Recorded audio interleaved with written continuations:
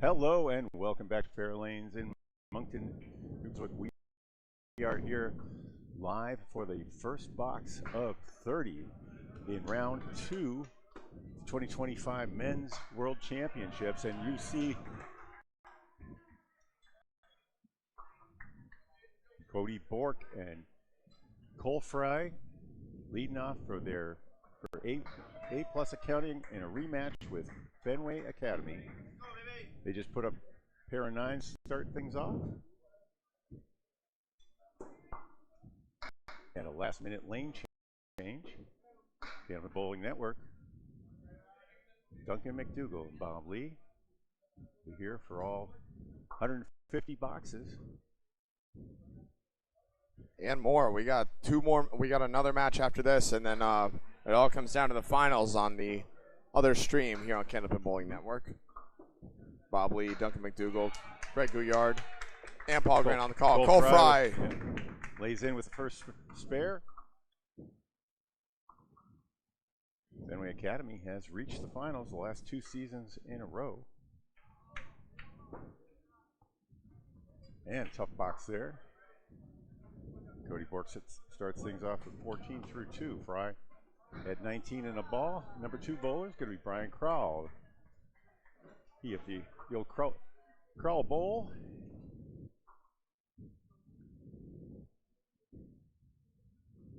This will be Justin Corkin, the deliberate bowler. It's a very good word for it.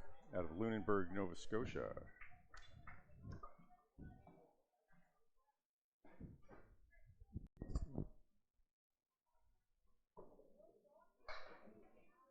Corkum carried a 122 average through 20 strings during the season here. We've been bowling since singles. We had a 5-string qualifier, and those who made it went on for about 3 or 4 more as Brian Crowell devastates the pocket. He's got the 5-pin. Corkum is taking aim at the 6-10. Looking for A plus his first spare. Nope. Pretty quiet here on this Saturday afternoon. We expect that to change in a hurry as the matches get more and more important. The winner of this match is going to be bowling the 1 seed, Drywall Concepts, who has not bowled since Friday afternoon. Roadblock. That is their. That is what they get for taking the 1 seed. Nice 10, Justin Corkum.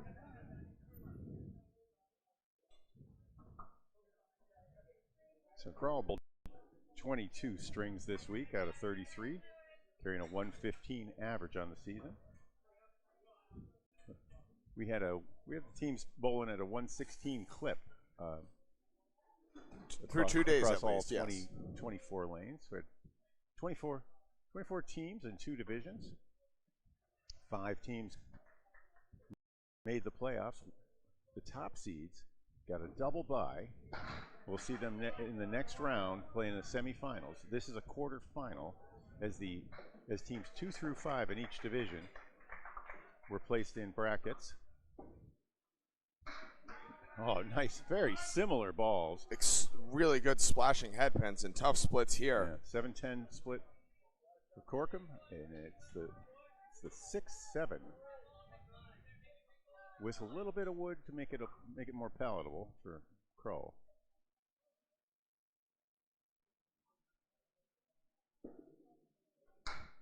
All right, Corkum trying for both. Aimed for the tip there and caught it a little heavy.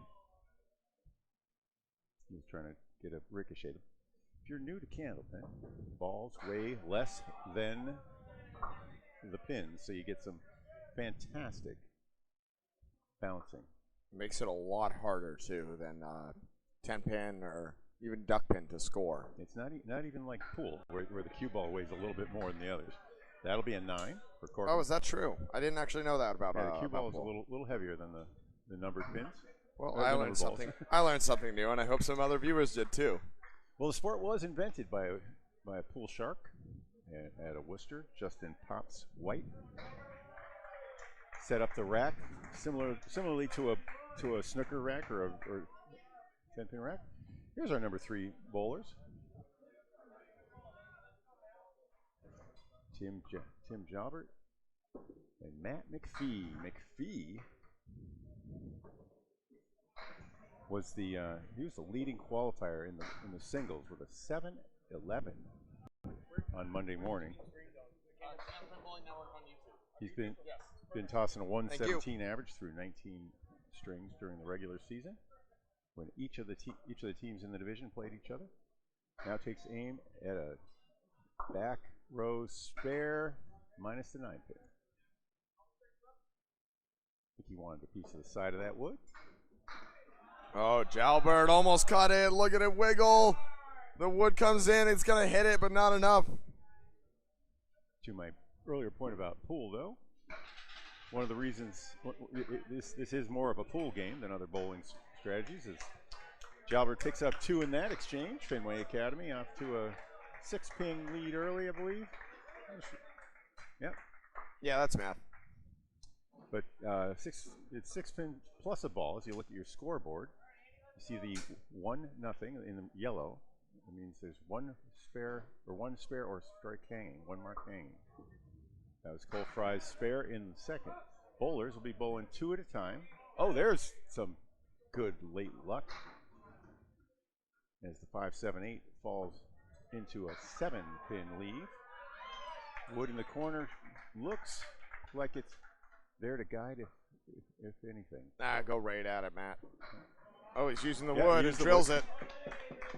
Going for the big target. Sends you it can't home. miss left. You can miss right and make it. So you got to figure play on the right side of the center. Jalbert just can't carry the back pin to 9. I like the sleepers. I like to call it on that sort of leaf. I'm just doing some quick stats here, folks, trying to get you the overall tournament average after the round robin finished up. Stand by. Jim Jalbert, who had been throwing 120 through 32, sits down. Joe Smith now steps up. He has the high average for Fenway during the regular season, 124. He bowled in 30 strings. Pretty good. Yep. Going up against Matt Harnett. He had a 121 average through 28 strings. Drills right of the head pin. Leaves a pretty tasty looking 1-2-7. Smith hits the head pin and is left with a difficult split. 3-1. The eagle wing left. Joe was dynamite in Fenway's win over Able Evolve Realty yesterday.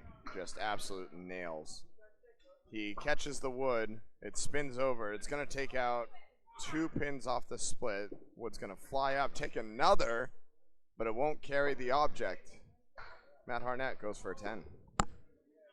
And 10 for Smith. Lead still 5. The ball is hanging balls are hits are even. We'll call them hits. Let's call them hits here.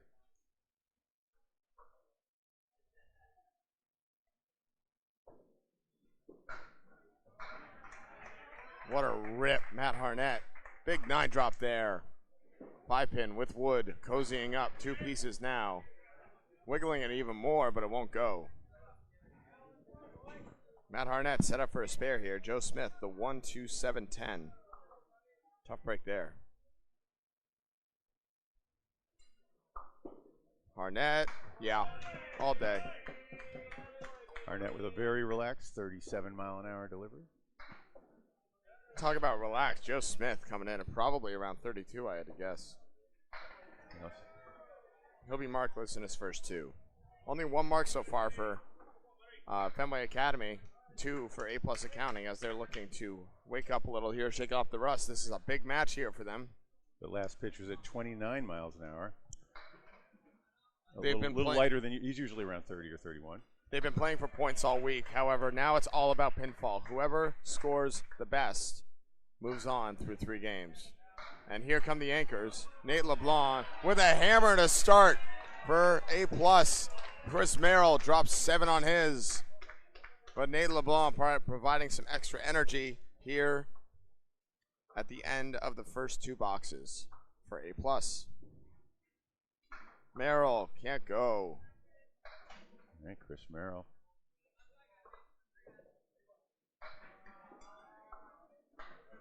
He is the only Ironman left in the field.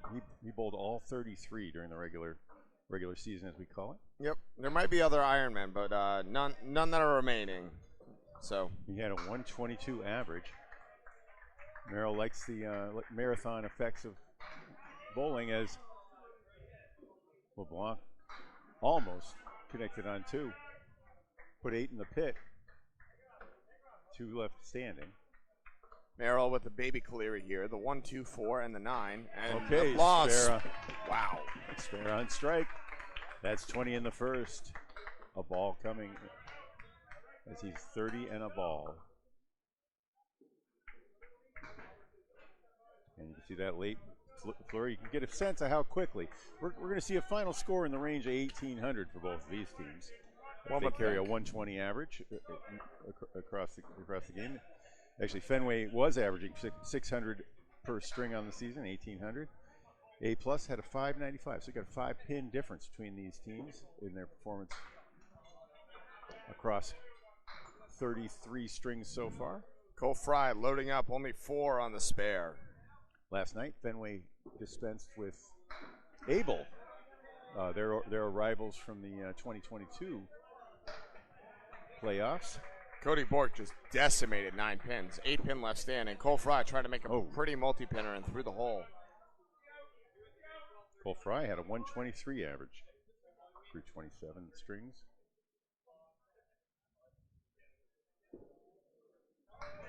Cody Bork, spare. Cole Fry 8 on a good out ball.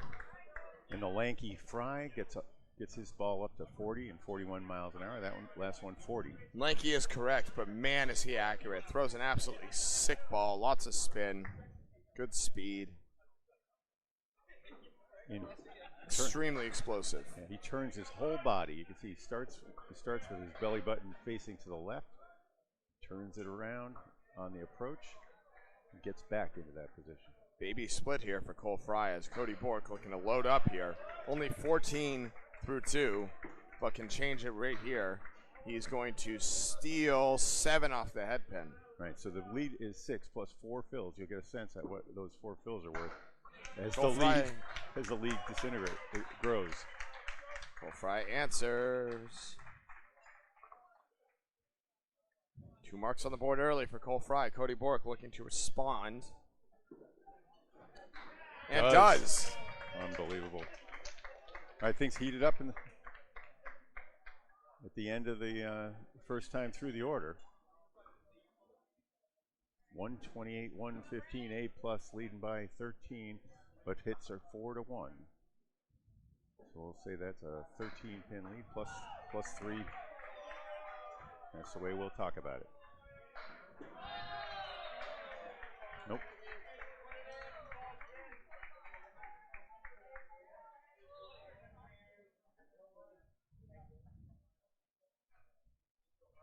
Comes Corkum. Nice drive there. 5-pin. All that stands. Pins are numbered. 5-pin, the kingpin, the one behind, the one in front. Okay. Speaking of the one in front, Brian Crowell shoves it back and only has that to show. Still has 6 pins left with his 3rd ball. And that's another spare. A plus putting on a big rally here. Still early, but any lead is helpful. It's always harder to bowl from behind usually. Always, usually. Ah, that's not good. That's not good English. We're still waking up over here too. Coffee kicking in now for Bob Lee and Duncan MacDougall. This is Candlepin Bowling Network. ICC Worlds quarterfinal round 2 playoff in Moncton, New Brunswick. Beautiful Moncton fair lanes. Fenway Academy and A Plus Accounting going at it right now. A Plus with an early lead, trying to build on it with a couple of fills. Yeah, that's 6 marks in a row for A Plus by my observation.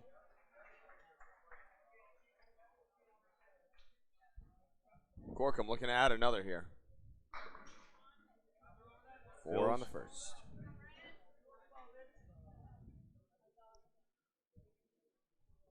Brian Crowell looking at a triangle with decent wood. Not amazing. We're going to actually zoom in on this one. Take a look. So we need to adjust that pin cam a little bit to catch the other side. And that's something that we can do for you. Okay. Crowell won't take it.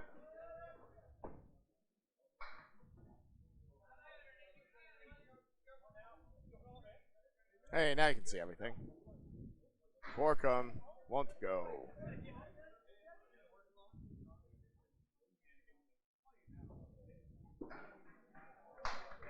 And Crowell with a 10. Second time. All right, the run of spares is over for A+, but the damage. We're going to feel those repercussions over the next 8 boxes or so. So it's, the lead is 22 plus 3 hits. So these teams, they're not just these 5 bowlers. They have teams of usually between 6 and 10. In this case, it looks like 8 bowlers that can that are bowling for A+, and 8 for the other. Whoa, Jim big Jalbert strike. Trying to stop that torrent of unanswered marks. Yeah, McPhee, a tough split and a 5 fill. He's at 23 now.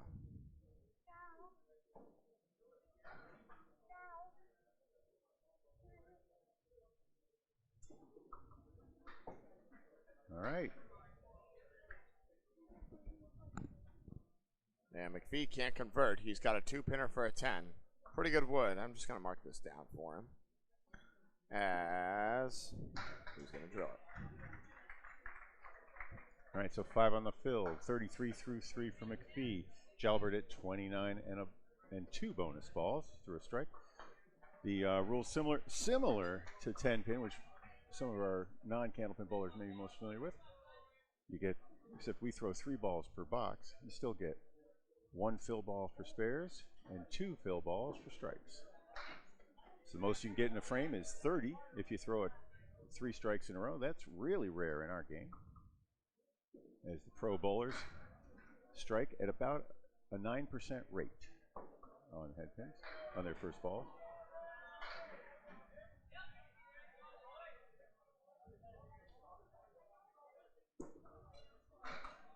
Okay, that's going to be a 9 fill.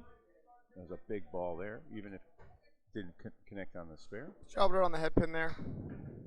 No, he was not. Thank you. Ball 2 was. Yes, ball 2, not ball 1, and therefore not a head pin hit. Yeah. I know McPhee was. He had a really tough split, couldn't convert there. All right, pair of 9s in box 4 of string 1. Remember, they're going to be bowling 30 boxes apiece through 3 strings. Pinfall, the only thing that matters. String to string doesn't mean anything except for pride. The only thing the strings do for you is they change. There's a little bit in substitution rules. You can easily make a substitution up to the 7th, right? Up through yes, through the first just before the 7th box, you are allowed to make a substitution, provided the bowler you're substituting for is not currently Canadian Open on a mark. Smith found his object, couldn't connect on the triangle. And Matt Harnett had a really tough 5 and 2 leave on the head pin. Yeah, pocket 3 there. Yeah, hard. Pin's also waking up here, apparently. There are a few ways you can hit what you're aiming for, even exactly what you're aiming for, and get 2, 3, or 4. Tough exchange for Matt Harnett. He just hit 2 objects for a 7 box and only 3 on the fill on a pocket. Is brutal stuff right there. Going in Fenway's favor as that mark is basically wiped out. It's the subject of many late night debates whether you can avoid splitting or getting those little. Whoa, look at that pin move. It did eventually fall over, but it looked like the 5-pin took a walk. Unfortunately for Harnett, it moved right before it fell down. It looked like it was going to result in a strike. Joe Smith, the baby split. Oh, no, my goodness, the 5 denies him. I thought that pin was long enough. And Harnett plays the wood and takes it. Wood is 16 inches long when it's lying down, 3 inches when across when it's standing. It's also 16 inches tall when it's standing. Yeah. Yes, it doesn't. Conversely. It doesn't change. It's dimensions. No, not unless you hit it very, very hard. All right. Ironman Chris Merrill. Still looking to get it going here as he bowls Moves quickly. In, and boy, did he throw quickly. Yeah. What a hit, too. Tough break. Nate LeBlanc finally off his object. Still takes 6 on the fill. I think you might want to look at the pin cam here because I think a slider across the right to left slider across that front pin. If it stays, it's wiggling. Sounds like a great idea. Oh no, it just look moved at out that tail of play. off. He's gonna. But need, it's coming back. Oh, it's coming back. Okay. Let's see what he does here. Every centimeter counts with where this wood ends up. I don't love it. He's going at it. Yeah. No, he's gonna try and cut and just can't quite. If it had been out another 2 inches, he might have been able to get that angle Nate, shot. oh my goodness! Look at that pin fly off his object, but it almost came rocketing back. Merrill for a 10. The balls. And a 9 for Nate LeBlanc. The balls in Candlepin are 4.5 inches in diameter, and they weigh between 2.4 and 2.7. Everybody I know in the pros throws between 2.5 and 2.7. Most of the guys 2.6 or 2.7. 2.5 even a little rare. Danny Harris, one of the premier bowlers that I know, uses 2.5s. And Deck Klein. Deck Klein uses 2.5s. Okay. Tommy also says he used to use 2.5s. Well, they must be pretty good if Tommy Olsen did it. Merrill, the 1.79, the 9 stays, and a golden gate leave, as I heard it called here, for Nate LeBlanc. Won't go. 10 for Merrill. That's right. We're going to see Ayden Bourgeois, our Canadian Cup correspondent. He's 18-year-old. Came onto the scene just hanging around the booth, and we invited him in early in the tournament, and he's been great. He's been giving us some perspective, new ways to describe some of the leaves too. Yep, a lot of energy too. Really, really great kid. We'll be seeing him in the semifinals. Yeah, he'll be around for sure. He wouldn't miss this. He's having a blast watching these boulders go.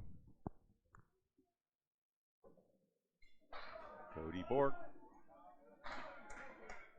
Okay, there's one of those pocket shots, a pocket 4. Looks like a pocket 5. Is there a sleeper I think it's the check mark plus the 10 there. Okay. And how about a 1-8 punch out? Brutal fills for these guys. No luck. My God. And look at that bid from Cole Fry. Look at that wood spin. He makes wood dance like few bowlers can. It's really exceptional. He's going to still have a cocked hat leave here.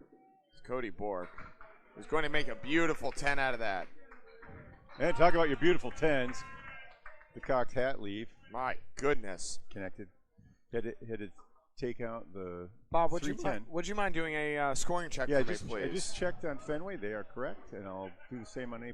Thank you very much, my friend. You got the commentary? Of course I do. Neither bowler on a mark on really quite preposterous headpin hits. Looking for more luck. Cody Bork will not find it on the 3 as he carves out the 3 and the 6. What is happening over on lanes 7 and 8? We thought lanes 1 and 2 were hard. This is vicious currently. Cole Fry, a baby Caleri, the 1, 2, 4, and the 9. All scores match the official scores. Thank you very much, executive producer and color commentary and play-by-play Bob Lee and founder. What can't he do? Bob Lee here with us today. You can't bowl well enough to qualify for a Worlds team. That's one thing. Oh, okay. There we go. He is human after all, folks. I'm a little old. And he needs binoculars to check the score. Not to blow up his spot, just to make everyone else feel a little better. To be fair, no one can do it all. To be fair, I wore glasses as a young man, and my aging eyes, as I became farsighted, it canceled out my nearsightedness for a while. Now it's going a little too far. All right. 8 and a 7 for those bowlers right there. Lead is 25 plus 1. Fenway's still trailing as a result of that 6 spare rally. Yep.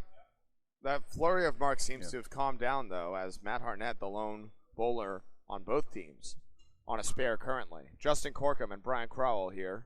Justin Corkum going to deliver his first ball. And carve out 3, the chop zone. It's weird you see a righty leave this, Bob. He carved out the 2, the 5, and the 9. That is very unorthodox. Most times on the righty bowler will go on the other side. Brian Crowell, 7 drop. Definitely good wood. We're definitely going to look at that one. A good blow there on the pins. Yeah. Normally that'd be a almost impossible spare, but the wood makes it, I think, almost probable that he can make it.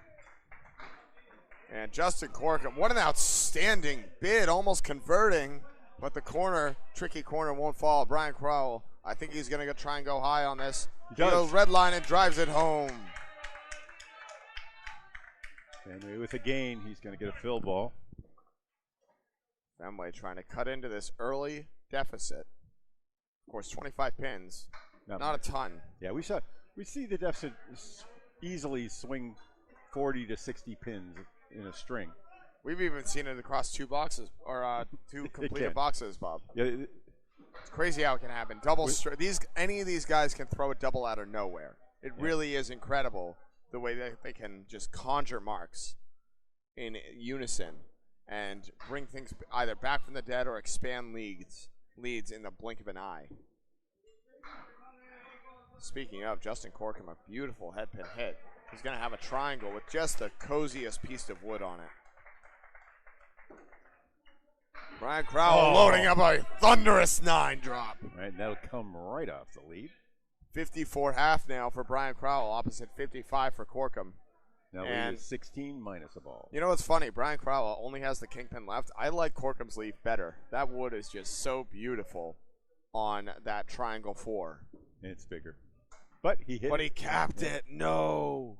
You see one of those snakes, don't punch it in the eye. Yeah, you see him hop up and down. He's frustrated. He knew that if he was anywhere on the side, it was good. And Brian Crowell can't make it hurt.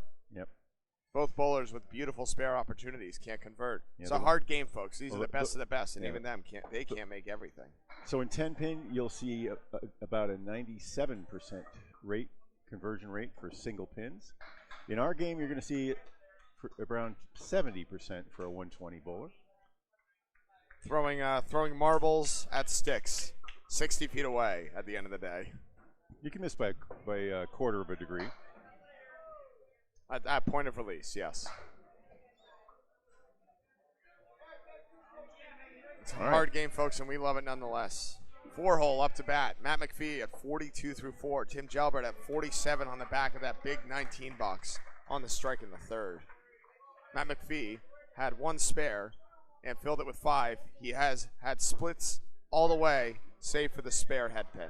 And that won't be a split because that wasn't a head pin. Matt McPhee way off. Washes out 3. Jalbert, he throws a heavy ball. And it's going to turn into a split. It's a different sound when his ball makes contact.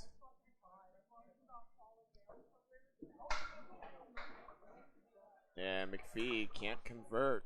He's wide on the left-hand side for the lefty bowler. Jalbert gives it a great ride, but nothing flies over. Tried to walk some wood over, but it fell into the pit. McPhee needs an out here and only punches the 1-9 for a tough 7. A 49.5 now for Matt McPhee as Jalbert tends. Both McPhee and Jalbert throwing 39 miles an hour. Yep. They're going to keep McPhee in for now at least. I think he needs to have a pretty solid box here, though. But they might be looking at a sub. I don't know, A+. Pretty deep. They have some great bowlers in the wings. Jerry Dunn and Blake Doucette, the big 2 that I see. And Sean Dion? Sean Dion, he's had a tough tournament so far, but he can provide a spark for sure as well. McPhee, 7 off the head pin. Hey, Jalbert demolishes off the head pin. That was not a head pin strike, but he got the wood to come back forward off the sidewall. Not a head-pin hit, All right, but a but spare leave with and a a mess block. of wood. We're Yeah. taking a look at that one. I see a After big Matt blocker. McPhee converts the spare. Yeah. Don't. And Jalbert trying to send this No, one three in. pieces of wood, and the third one hits it, but it's not moving fast enough. Brutal break right there as Matt McPhee makes a beautiful mark to get to 59 in a ball. He will stay in now, no matter what. He is forced For the to first on a string, mark. yep. For the first string, that's correct. Jalbert 10.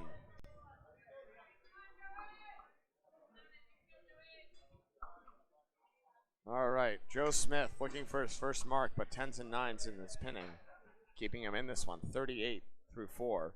Matt Harnett, 2 marks, 1 in hand, only 3 on the fill in the first, and a 7.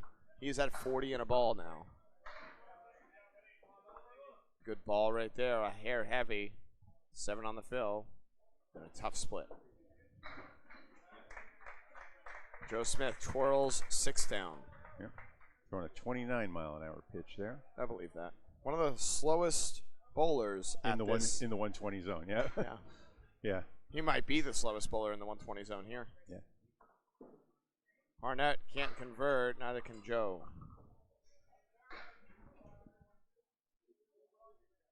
So chance for a 1-pin gain. Nope, it'll be a 1-pin gain for Harnett. A plus 22 pin lead, 1 ball in hand.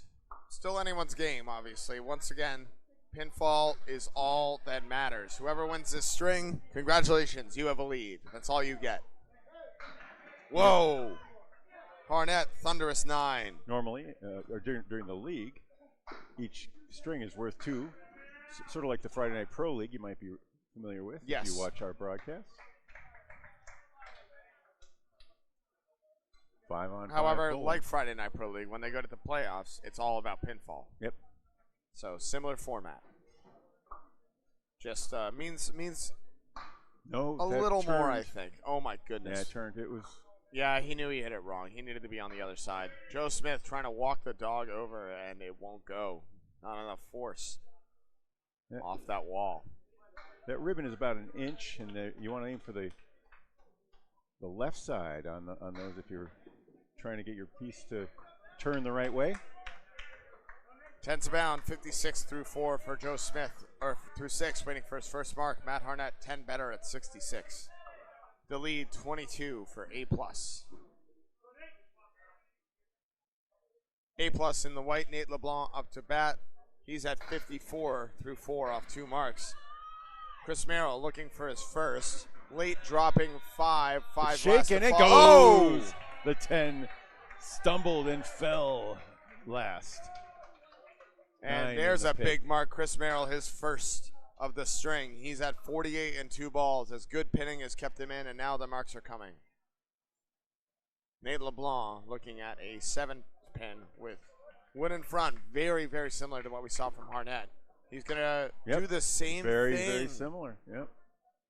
Go on the right side. It Anywhere. looked like a big, safe target, but it really isn't. Red liner left, and that's money, and he just couldn't get it. Yeah. And he scoots by for a 9. Still a good 63 half, but a missed opportunity there for Nate LeBlanc. So LeBlanc, 42 years old, from Clare, Nova Scotia, has a career high average of 141. That's what on his sheet. Oh my God. That's a disgusting number, Bob. He bowls out of Seaside Bowling Lanes. He's been bowling for 35 of his 42 years. Actually, by now it's probably 39 years. 3-1 split for Nate LeBlanc. He can't convert. The wood denies him. Late falling, won't take it. Chris Merrill smashes the diamond, but the sleeper pin in the back won't go. 9 on the fill now for Merrill, and a 57 half. Okay, the lead's now down to 12, and another. 6 Okay. completed boxes. As you said, 326 to 314 in A+'s favor. A ball in hand on the hand of Matt McPhee. All right, just Just to tune you into our scorecard, you see there's 1 mark for A+, and you can see in the 3rd slot down, that means the 3rd bowler has a spare hanging, and you see the triangle, what looks like an upside down spare mark. That's the way they do it here in Canada, in honor of Moncton, our host. Greg Guyard built our score sheet out with Canadian spare marks. All right, tough first ball there. Cody Bork. Cole Fry, not much better, but got a nice break on it. The 1, 7, 8, 9. Oh. 1, 9 gone.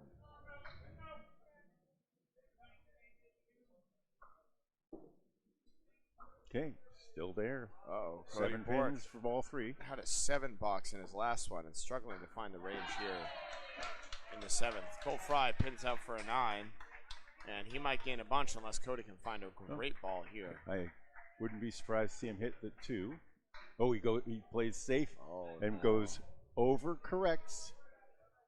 That is a 4 box. That's like that's a negative. It's like a it's like a 10 in golf. 11 in his last 2. He had a 56 half. Now he's only 67 through 7. Cole Fry trying to take advantage. The 1, the 2, the 7 left standing. I said it. It's a sextuple bogey. Cody Bork finds the stroke there. Rips 9. Needs to find the same ball here to pick up a spare. Cole Fry, no, off the wood. Okay, ball came back and will probably roll out of play. That's way out in front. There's supposed to be a lip there that stops it. Speaking of, that pin flew just too far out. Yeah. As Cody Bork is going to wait for Jason Doucette. Jason double guns Doucette to retrieve it. He'll grab that ball for Cole Fry while he's back there.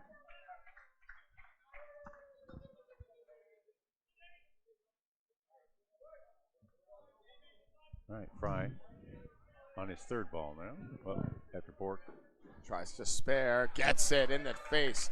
Responding to a tough series of two boxes with a nice spare, and Cole Fry longingly wishes he threw that ball the 1st or 2nd time. He'll take a 10, though, for an 80, even through 8.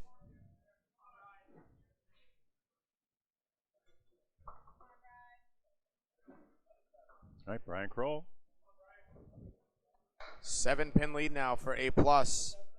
However, 2 marks in hand can push that back up to double digits in a hurry.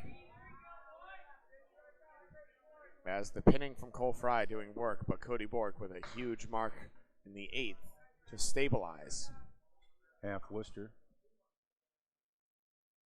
Half Worcester ball. It wiped out a few more. He's got a 4 and 2 now, yeah. Brian Crow.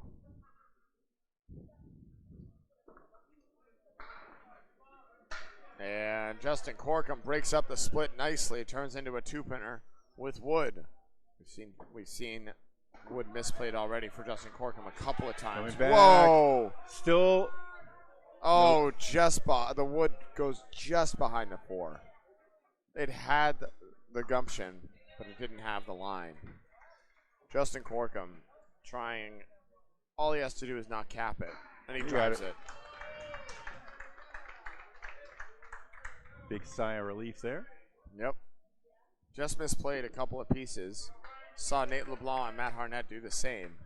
So it's nice to see one go down. Okay, so the lead is down to 7, but 3 hits. Hits are usually worth about 6.5 pins each, 6.3 the pro average. So you would think that 7-pin lead is actually in the 20s right here, if they can fill decently. Crowell rocks the pocket. He's got a 3-1 baby split. It's the 2, 4, 7, and the 9. Really good wood on the 9, but that wood cozying up into the 2 makes this extremely challenging all of a sudden. We'll take a look at that after Corkum throws his first ball. Oh, goodbye. The 7 was the last to fall in the back left-hand corner. Great ball from him. We'll zoom in now on this one for Brian Kroll. He got it where he wanted it, and Just what I thought that would, doing A little bit weird of T-boning and colliding off the wall. So look to get a 10. Okay. And a 9 for Kroll. Roll it. 82 now. 82 after 8. 2 over his box. But a big 20 for Justin Corkum. Expands the lead. All of a sudden, it's 18 now with 3 marks in hand. See the triangles and then the squiggles are strikes for you. Jalbert with that right to left driving ball that has left to right spin. Can barely tell. He throws it so hard.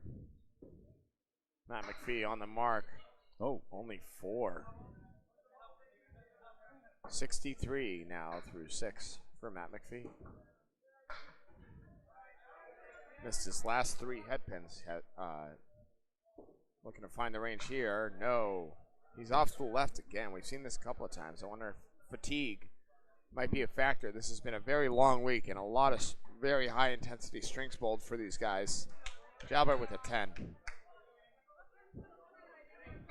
So let's talk about these teams, Bob, as Matt McPhee gets an 8. Well, for Matt McPhee, it might be that he threw that 7-11. Get incredible energy. Yep. Obviously was tuned in. But since that day, remember he got eliminated in the first round, so that's 6 strings on that day. He's thrown 19 the rest of the week. That's 25 in 4 days. That's a lot, but it's not more than these guys see in a tournament week. Nope. Matt McPhee. Well, great ball right there, but a tough split for both bowlers. Fenway Academy coming off back-to-back finals appearances. They lost to Academy Lanes last year, and this very team, A+. What a great bid from Jalbert. They lost to A+ 2 years ago in these very lanes. A+, the reigning championships of the Canadian Worlds from 2023. They made the semifinals last year, if I'm not mistaken. I believe they lost to Academy.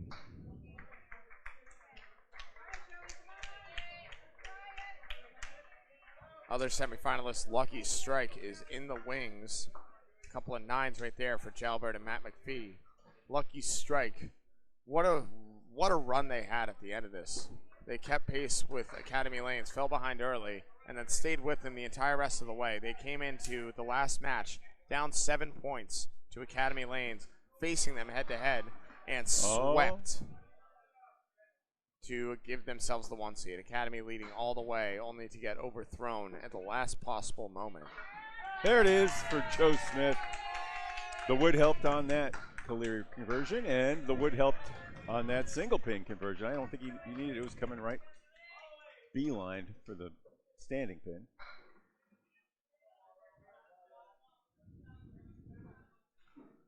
Spares on the board now for the 4 holes. Joe Smith, his first, trying to load it up. It's a good pocket.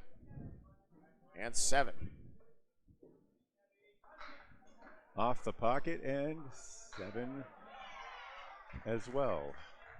So the other match going on right now, Outlaw Rides versus Academy Lanes, an absolute barn burner. There's a spare on the triangle as Joe Smith pops it in the left side. And Matt Harnett can't answer. Goes into the middle of that 3-pinner. Oreo Cakester time, as our correspondent Paul Grant likes to say. That was the 1-3-6 and left his object standing. He left his head pin standing. Disappointing 8, but a good trip, 25. Joe Smith doing better, 27 and a ball in hand. As anchors away now. Chris Merrill and Nate LeBlanc. Chris Merrill 6 pins back in this head-to-head. Whoa, rocket. Good blast there. The wood behind. Oh, look and at the this wood pin in travel. front. Oh, that wood in front makes it very challenging all of a sudden. Zone in? Yeah.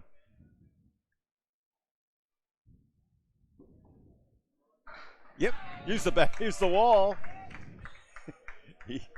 Had to make it a little unorthodox with that piece. And the triangle stands. Nate missed his object on that one. He was aiming for the 6-pin. That was we call that the triangle 6. Still missing the 6-pin. 1 for 3 on objects there. 9 for LeBlanc, and I have to move quickly as Merrill is going to throw this as soon as he sees pins. Sees pins, and he rips it. One might call him the anti-Corkum. Big 9 drop right there for Merrill on the fill. When he was repeating as champion in the Easter Classic, he was in the number 1 slot. He would finish before anybody else. I believe that. Oh, wow, that one right into the channel. Okay. Said something to his teammates. I mean, drew it. That is the way he meant it. We just heard that his what he said is, it was close until I let the ball go, which is an outstanding thing to say. You got a good chuckle. It helps with the tension. This is do or die, but Candlepin's not really do or die. No, and do or it's the ecstasy of victory and the agony of defeat. Yep. These two teams, though, Canadian and American, all know each other very well. They've all been at very high level for a very long time. And they've been in this match against each other before. Yes, and I'm sure they will be again. Cody Bork loading up a spare now for A+, only 3 as his woes continue. He found the range for a couple, and Cole Fry makes him pay with a massive hammer. I'll give you more woes, sir. 2 boxes to go for each bowler. Cole Fry loading up in style to start the end of his first string. Cody Bork, a great ball right there, but only 5 more. And he can't mark to match Fry. The lead 1. Or, no, it should be 11 right now, actually. It's a 10. Mark's now in favor 2-1 for Fenway Academy. Yep. So you saw that each bowler got credited with 10 pins there. Cole with a strike. You'll see the squiggle marks on the first box. Squares aren't working. We're doing our best. We use the 2 slashes there. Cody Bork looks like a better ball. Is going to wipe out 8 off the head pin. Cole Fry trying to throw a double and does! Okay. Cole Fry, a huge ball right there.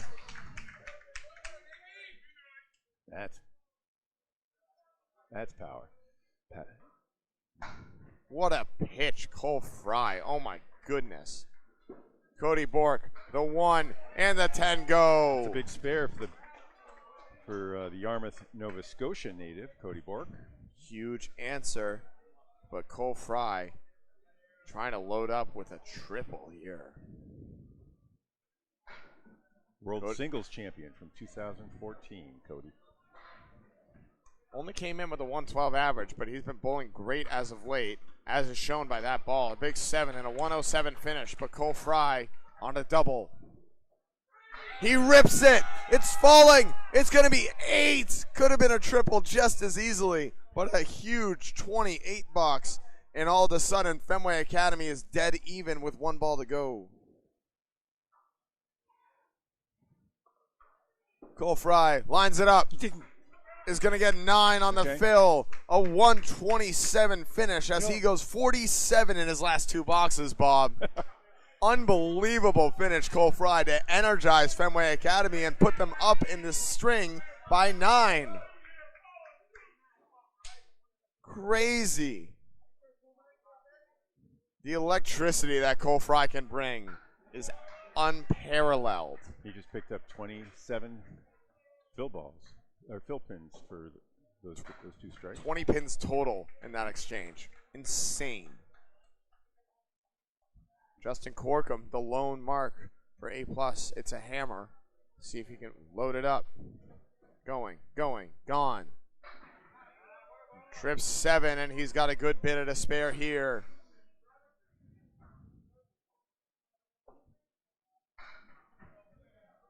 Brian Kroll holds that ball up by his cheek on the delivery. Similar leave, but a little better as he trips up 8. It might be 9. It won't, but this wood looks poised to take down this 2-pinner. take a look at the wood. Sure. It's pretty straightforward, but why not? We Well, have the technology. You can see it flip back though if it hits the wrong way. Okay. Beautiful hit. See how the wood turned toward the 7-pin. That was good. If it had turned toward the middle of the lane, it might not have gone. And a mark for both, but 20s for Justin Corkum in his last 2 boxes, and looking for another with a hammer here. Justin Corkum on a roll, trying to stabilize for A+ Academy.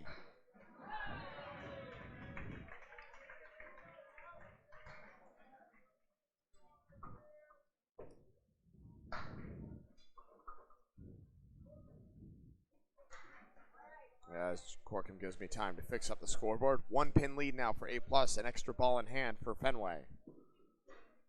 And Corkum just off the head pin in his 10th box. He's going to take 6. Puts him at 121 through 9. Looking to make a very pretty spare for 140. Kroll trying to answer. Loads up with 6 of his own and a tough split here for Kroll.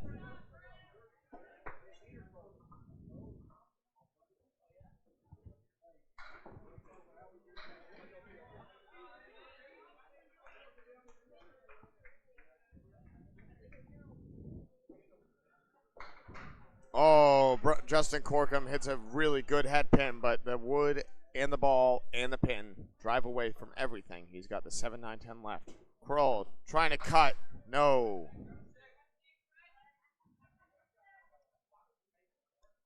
Both bowlers open here in the 10th.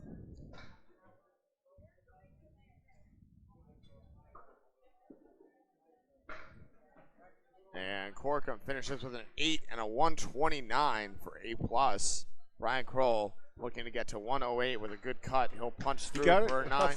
Oh, wow. One of those mysteries out of the corner. I keep doing that, Bob. I keep being like, oh, this is what he has, and then magic happens. Yeah, and the extra pin falls. I think there's something protruding in the corners here that sends balls and pins back sometimes. Yeah, I'm gonna ask for a scoring update, Bob, after these 6 boxes are finished out. Yeah, I'll go down and take some pictures. Yes, we appreciate that very much.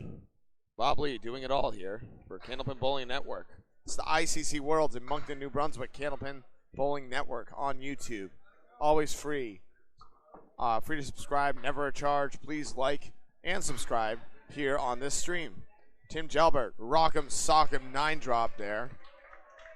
And we have opened up super fans on YouTube. You can donate to that if you so choose. Donate to especially the Paul Grant Travel Fund. Whoa, my goodness! He tripped up the 4 from behind on the 2-2 split. That was pretty. Jalbert drives his home. Not as pretty, but counts the same on the scoreboard. Tim Jalbert.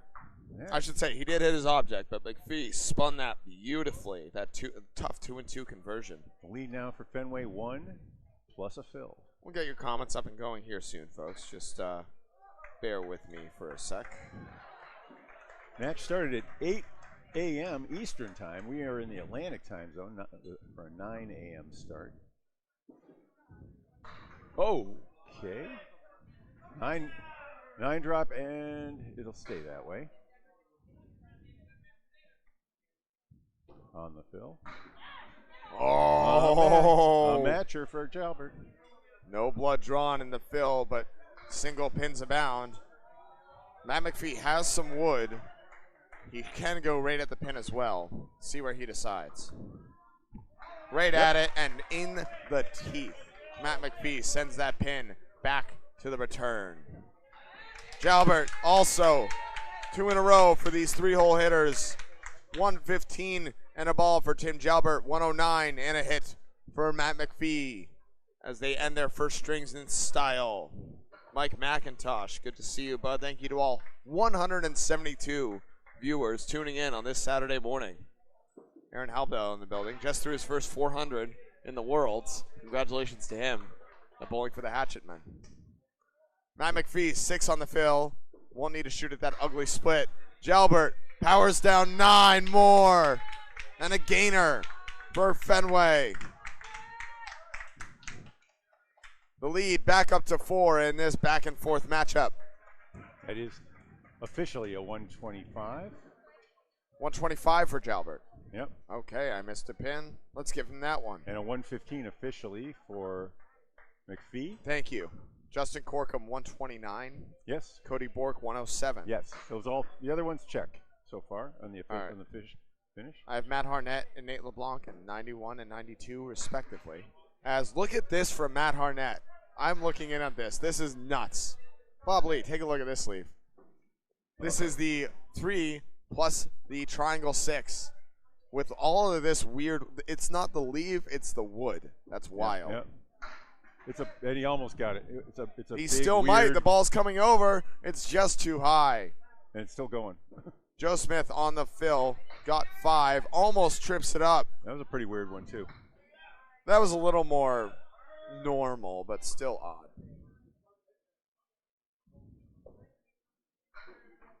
All the rest of the scores are official and match the hand scoring, which is the official scorer. Thank you very much, Bob Lee, with the optics, the binoculars. He does it all, folks. Oh, come on. Even coordinates. All I do is sit here, try and sound pretty, probably a little raspy. It's been a long week. And you're dazzling on the keyboard. If you hear the sound, if these were notes, you'd be giving him a standing ovation. Duncan MacDougall, everybody, the finest name in bowling. It's a pretty good name, not gonna lie.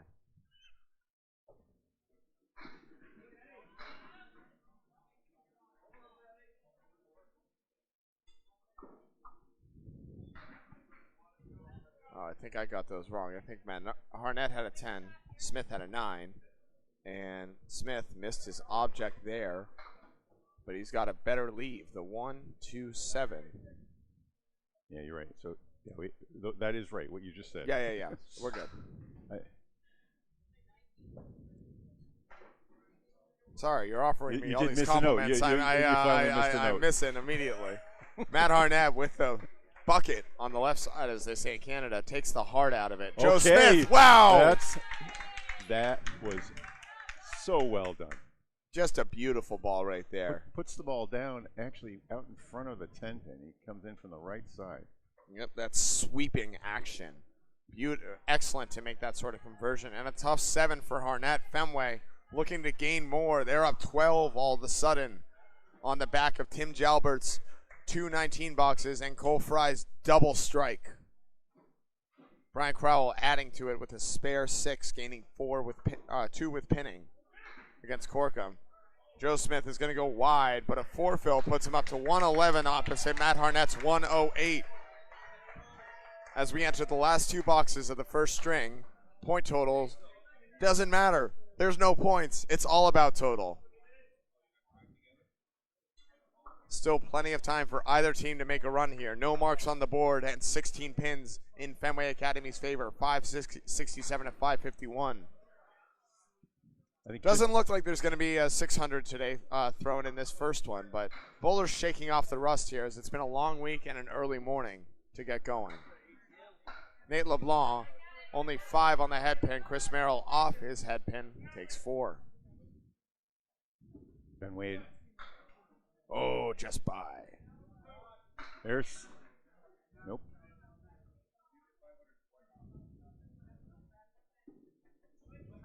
Okay, that's one you're going to see a few times today. A 2-pinner where you hit right in the middle of the front pin and take it back. Pow. We call that cherrying the pin. Yep, cherry picking. So you don't want the other one's not ripe, I guess. You want to leave it on the That's correct. 106 for Chris Merrill, 101 for Nate LeBlanc. Candlepin Bowling Network, Bob Lee and Duncan MacDougall, up to 200 viewers in this early Saturday morning. Saturday morning cartoons, how about Saturday morning bowling? The cream of the crop here in the quarterfinals. Oh my goodness, Chris Merrill. He got the front 2 rows. No. What do you mean? Oh yeah, and then the 9 pin in the back. So. That's ridiculous. We're going to watch that one. He's got some interesting wood on it as we have to zoom in quick. He's going to go now. That's right. We don't have replay technology here on this side. No. But we do have zoom and expand. They don't have that over there. Yeah, Just saying. Okay, Nate's that'll gonna be settle oh, for- no, it'll be a 10. It got punched in the chest and breathed heavily and then collapsed. 7 for Merrill, a slight gainer for Nate right. LeBlanc on the 10. 111 for Nate LeBlanc, 113. It's 584 to 570 in A+'s favor as we move on to string 2 of 3. 570, 584. The official scorer agrees. On to the second. And here we go. Looks like it's 623, 601 on the other side in Academy Lane's favor. We had a couple lead changes in that first string, and A plus got themselves out to about a 25, 30 pin lead. We have a sub here as well. Jerry Dunn coming in for right, Cody Bork. I don't need to look at the name. I see Jerry. I know Jerry. Tough splits for both of these bowlers. Cole Fry, of course, staying on after rocketing a double. Yeah, Jerry was a part of that team that A plus team that finished off Central Park Lanes last night. Maybe we'll get into that a little bit here. It was a dramatic finish where the two teams had different estimation, different ideas of what the lead was going into the final. Yes, they were off by 10 pins. CPL was, and they thought they needed 7 on the fill to tie. They actually needed, or to take the lead. They thought they needed a spare 7. Yep, they to actually, win, and they that's got exactly what Matt Nichols did. Yep. I talked to Jerry. A plus had no idea what they had the correct score, and they thought they had just won when Matt threw the spare. Yes, of course. Whereas, Matt erupted when he threw the fill, and Central Park Lanes erupted, and he said, thought he A plus is sitting there confused. We're sitting here confused. Everyone's a little confused. Cole Fry blast, and then a devastating realization for Central Park Lanes. So counting errors are tough, but. I asked a few guys. They said they were really affected. The Central Park team. It was to the point of just they were broken down and stunned. They looked like they'd been punched. Whoa! Oh, Cole! He winces like maybe he wasn't sure that was going to work, or I don't know if he was even playing over there, Bob. Yeah. That was crazy read on that wood. Harry Tower, good morning. Thanks for tuning in. What a ball from Cole Fry, though. That was so slick. Pushing that wood over to get the triangle plus the extra pin in the corner. Yeah, that's right. So pair of 9s for Jerry Dunn, 18 through 2. And it looks like as we recap that first string, by the way, that 5, it looks like A plus actually had more marks, 17 to 14 over Fenway Academy. 17 to 13 because they have an extra one now. Yep. They had 35 head pins, 30 compared to 32 for Fenway. Yep. Fenway filling theirs nicely, though. The power of the double strike, I think, that's really right, carrying. That's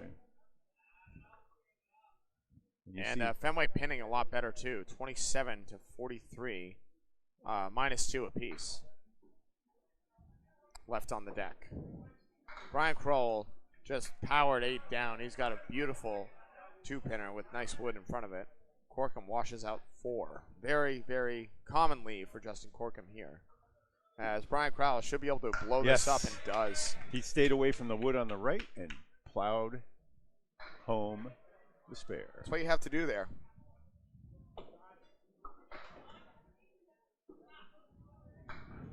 Oh, no luck there.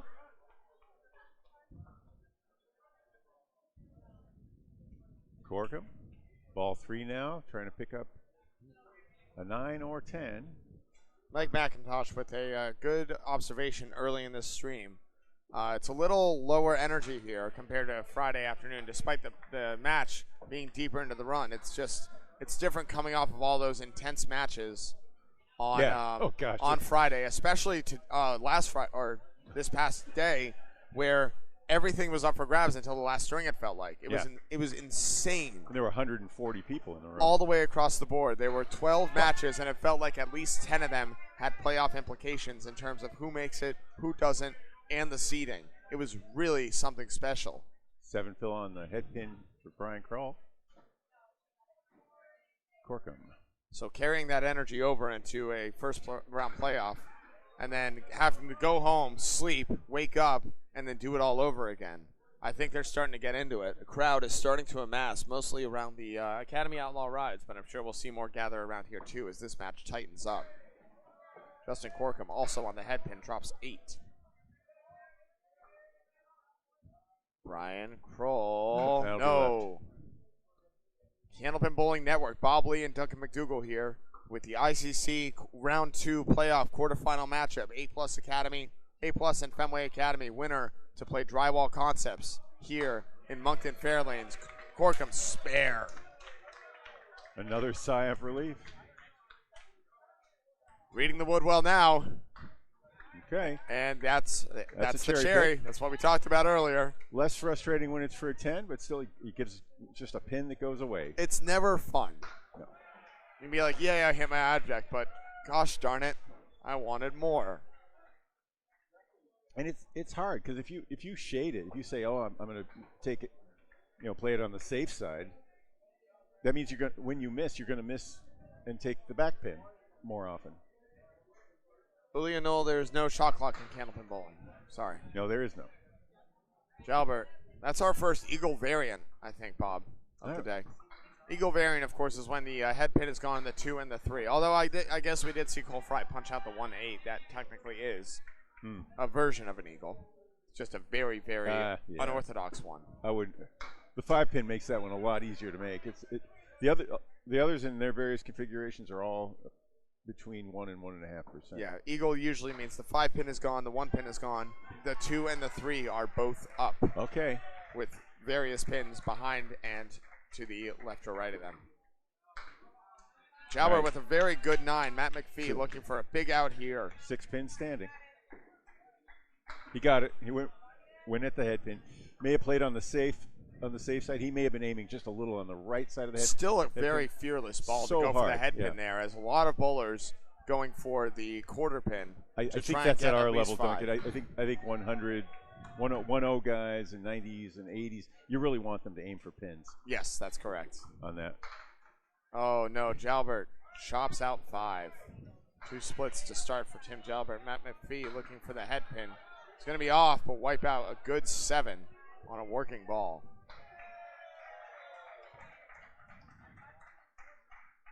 Nothing startling about head pins, I see. Matt McPhee had 7 in the last one.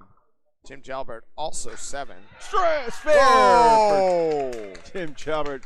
That was stunning. That was a beautiful shot there. Matt McPhee with the 3-pinner can't convert.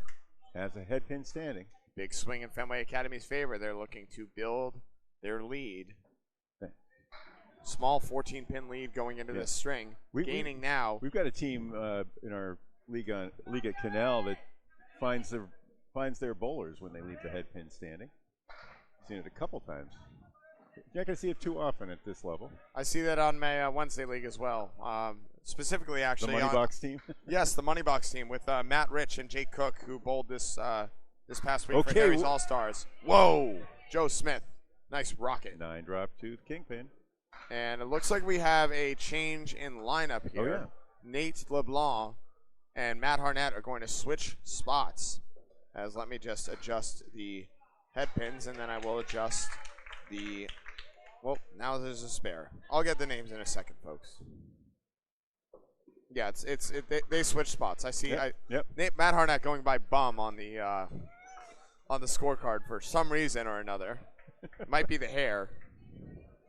Bun. But it's bum. It very clearly says bum. Yes, obviously. Some bum. What did Nate just get there? That looks like a 10. 8 drop. That's fantastic for Nate LeBlanc. Well. It is. I see it. I got it. And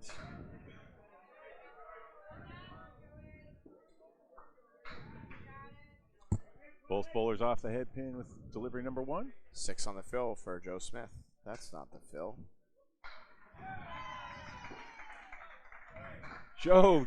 Oh, there it goes. He was very close to missing the head pin and very close to leaving the 7 pin, but both of them fell. And Nate LeBlanc, after going 3 objects in his first box, is going to be only 1. The head pin goes in the 3rd ball. 20 through 2 now, Nate LeBlanc, after he gets a tough break in the first His nickname is Matty Bum. Okay, that's why. Very good.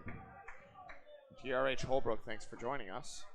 I'm not going to repeat what you said, but that's okay. Phil crosses. We're not. Sorry, mean we're not here. We are honest. We will tell these guys. We will say when these guys miss their shots. These are the best of the best. Matt Okay, Harnett that, missing there. I think that one's really a half Worcester. That's a true half Worcester. Absolutely. Spare for Merrill. And all of a sudden, Matt Harnett forced to make a very difficult one to keep pace. And goes wide. Safety shot. Frosty Dog. Matty Bum is the nickname. So there you go. There's two mats, so you do have to differentiate. We were remarking in the earlier match that there were 3 mats in the A+ versus CPL matchup. Matt Harnett with an 8. All going by different names. Matt McPhee, I believe, is just Matt. Matt Harnett going by Bum, and Matt Nichols going by Buffalo. He likes that name. That's his new nickname this year. Oh, it's a great one. Chris Merrill. Matt Harnett didn't even see his rack before he threw that ball, and Merrill drops 5 on the spare off the head pin. Matt Harnett joining him on the quarter pin. Merrill, pow. That's a cherry. Yeah. Big time cherry. It's double cherry because on both sides. Oh, Harnett's spare runs down the horseman. And look at that coming across for a 9. Great third ball. Really excellent out, but Matt Harnett gaining, and there's some energy coming out from A+ Accounting, trying to work their way back into this.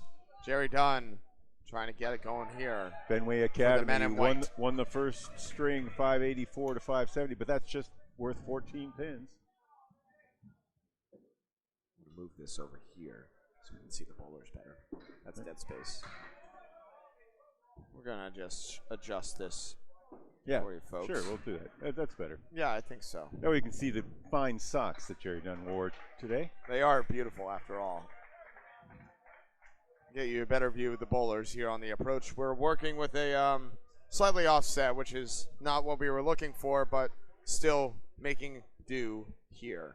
Cole Fry on the fill drops 6 as Bob Lee is confirming scores for us. No, I'm looking at his socks. Oh, even.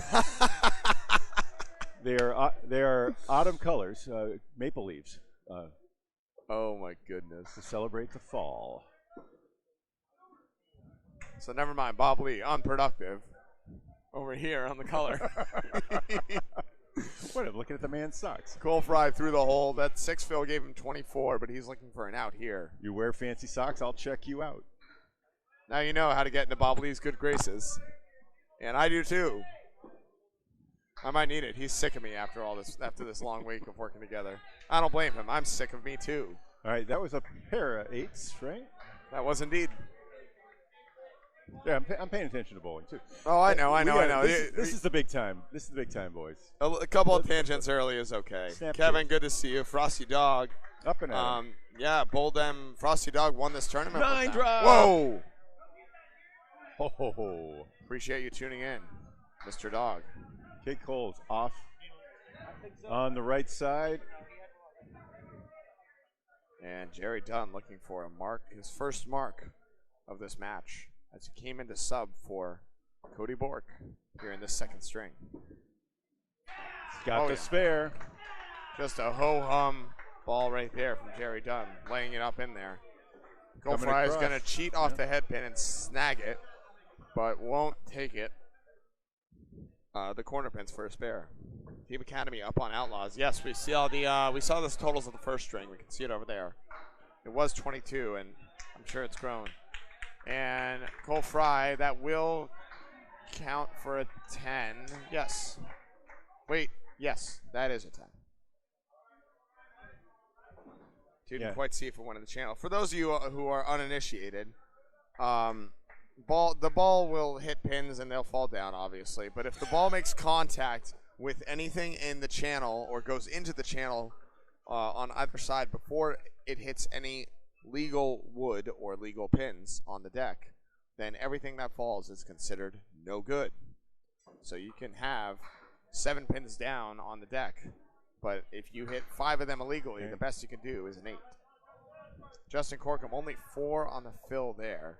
That'll hurt as an A+ trying to mount a comeback. All right, Duncan, I wasn't paying attention, but I heard, I just looked at my binoculars, saw that Academy won the first string 623 to 601. That's over correct. Outlaw. It looks like they're up currently 814 to 757. Thank you very much, Kevin. We appreciate you, as always. Okay. Corkum advancing across, but only pops out the 1-5, even though he smacked the head pin solid. a little too solid there. Brian Kroll, the right triangle. Good He's wood, got it. gone! Making that 4 fill hurt a little more. Brian Kroll expanding the lead now for Fenway Academy, as they are up 37 pins, plus whatever Justin Corkum can't get here. It's going to be 9. And now the lead officially at 38 for Fenway Academy. It was 14, and they have blown it up now, and 3 marks to 2 in Fenway's favor as well. Brian Kroll, Tim Jalbert, and Joe Smith in the middle on marks, all on spares. Meanwhile, the outside bowlers, Jerry Dunn and Matt Harnett, the 1 and the 5, on marks for A+ accounting. A+, not A+ accounting. Old habits die hard. Goodbye. Whoa! And there's the energy. There it Justin is. Corkum with a massive bomb to stay the tide. And Brian Kroll can still respond. It does. It's a pretty good response, Bob. It is. Brian not one to yell. You saw him. He got calm pretty quickly, but there was a moment. That was a there. moment of That was a fire moment. right there. That was big time. As his strike means a little bit more on a fill. 10 additional pins for Fenway Academy there. Right. And Blake another Doucette. sub. Yep, Blake Doucette has come on. Matt McPhee out. Blake Doucette in. And what do you got for Blake Well, in terms Blake, of average? he has a season. His home average is 118. This season, he was throwing 121 through 25. So Jalbert with a powerful ball just eviscerates 8 pins.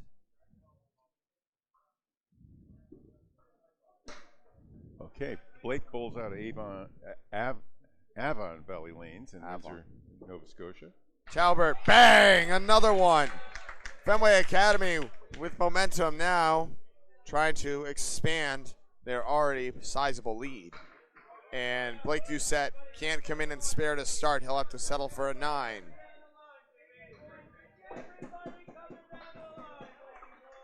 Says his favorite bowling moment was meeting his wife. That's a pretty big one. Holbrook, Brian Crowell, definitely one of the more unflappable guys out there in the whole game, and a good guy to have in the 2-hole right now. Blake Doucette, 5 off the head pin. Jalbert looking for another. It's going to be a half Worcester 2-fill. Brutal break there. All right, 2 spares. Fills up to 8 and 2. You see how quickly the dynamic can change here. And unless Jalbert makes a crazy mark, Blake Doucette, no. That one just, I think I'm seeing a left to right reverse spin on Doucette's ball. 226 viewers now. We appreciate you all tuning in. Jalbert through the hole. This is Candlepin Bowling Network. Quarterfinal round 2 playoff matchup here at the ICC Worlds in Moncton, New Brunswick. Duncan MacDougall on the sticks. Bob Lee on the call. All right. Doucette throwing 38 miles an hour. Only We'll gets take 1 9. to show for it. And a safety ball, as I like to call it, for Jalbert. Very Gets good. 9 of his own. He leaves the head pin standing as he's playing off in the middle of the pack. Don't think he was aiming for the head pin there. No, I no. think he was aiming on the 2-pin side, on the Yeah. 3-pin side of the head pin, If trending left. You've just or trending pulled. right. You just pulled 2 balls. You got to aim a little, right? The last thing you want to do is go through the hole again. The absolute last thing. Joe Smith on a mark. You don't have to. I just think You really the should. consequences of a repeated failure are so dire.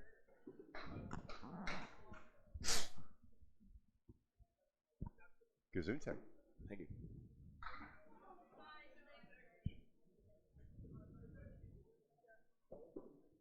And no marks here. Nate LeBlanc, tough 7. Joe Smith only an 8. So 30 through 2 for Joe Smith. 38 now through 3. Up 11 in the head-to-head against Nate LeBlanc, who him and Matt Harnett switched places. Nate LeBlanc starting in the anchor, rolled the 111. Now in the 4-hole. And a 5 on the first. Joe Smith trying to come back. It's a powerful splashing head pin. And late falling pins for a strike. Oh my goodness. Joe Smith, the slow pitch, matriculating into slow pins falling over at the end in unison for a hammer. I think Joe was off camera by that time, but he was just shaking his head, puffing his cheeks, and like going, whatever. Thank you. Yeah, thank seriously. You. Thank you, Candlepin. And Nate LeBlanc went into the hole and cleaned up for a nice 10, which is he had that in the second. As we move into the anchor spot to close out these third and fourth boxes. Matt Harnett on a mark here for A+. 3 marks to 2 in their favor, but a 66 pin lead has expanded for Fenway Academy. Matt Harnett shipping in with a big 8, but a tough split. Merrill off the head pin here.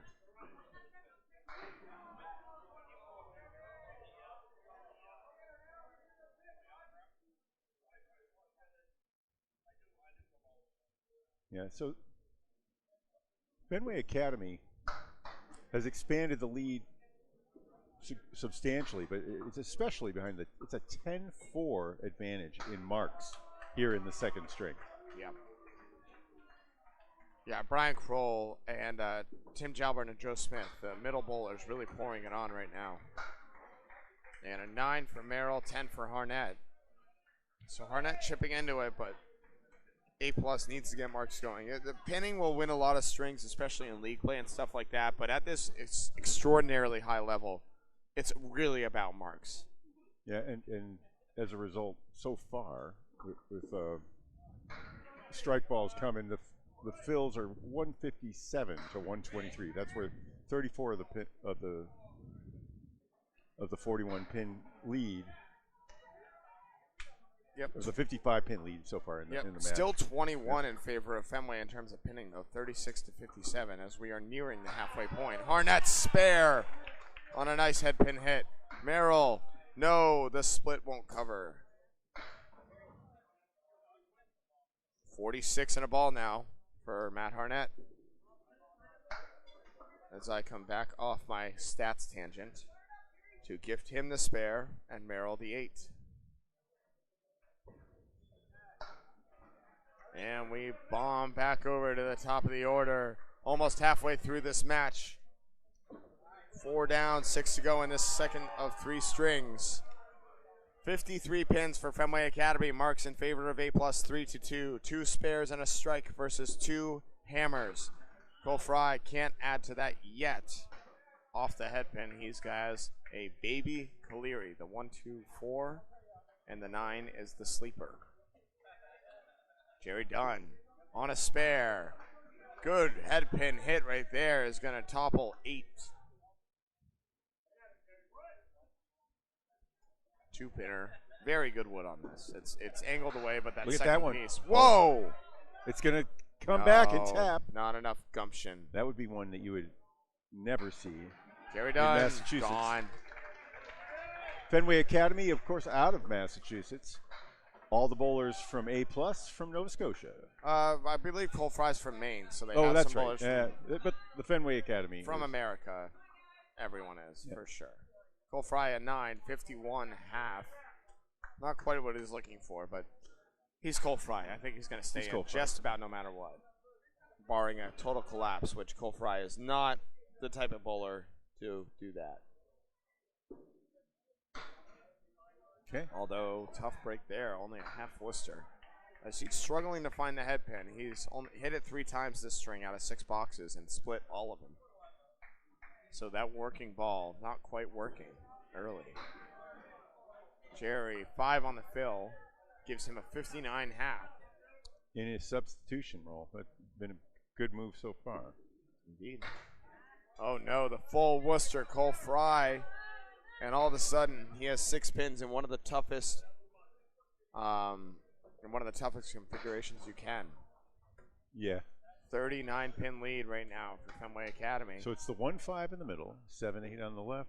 Sorry, we'll wait for this. Jerry gets goes. it. 3 spares in a row for Dunn. Caleri gone. And this is a great out.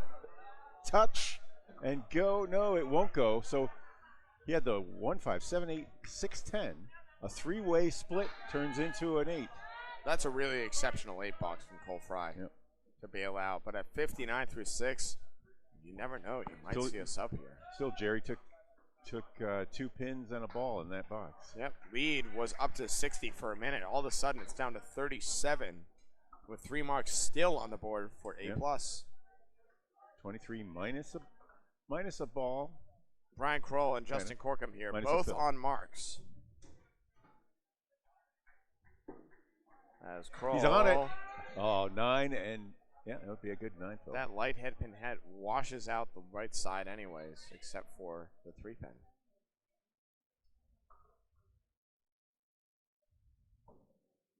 Corkum going, and gone. And only a 3 buzzsaw, on the first.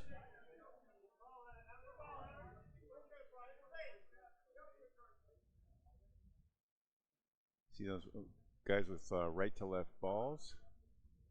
Take it when they hit the 3 pin on the right of the head pin. Kroll looking for 20 bucks, gets it. 2 thin ones for him. The first one was thin to the left. That was thin to the right. But if you can keep your margin of error down to 3.5 inches, that's what you get. The best part about a single is it doesn't matter how you hit it. Corkum was right on his mark there, but that triangle in the back held. It's such a tough leave. It really is. He wanted that one right in the 1-3 pocket, and that's where he threw it. And a 9 as the wood deflects away.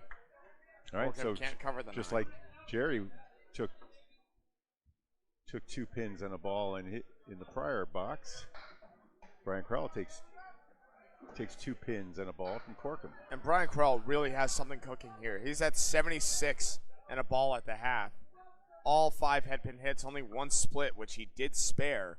A 9-box, the lone mar in this half. Brian Crowell back on the head pin. What a big 8. 84 half for Brian Kroll, looking for more as he's got a beautiful 2-pinner with wood. Oh, only a 108 start for Brian Kroll. He's really coming alive here. Corkum trying to answer.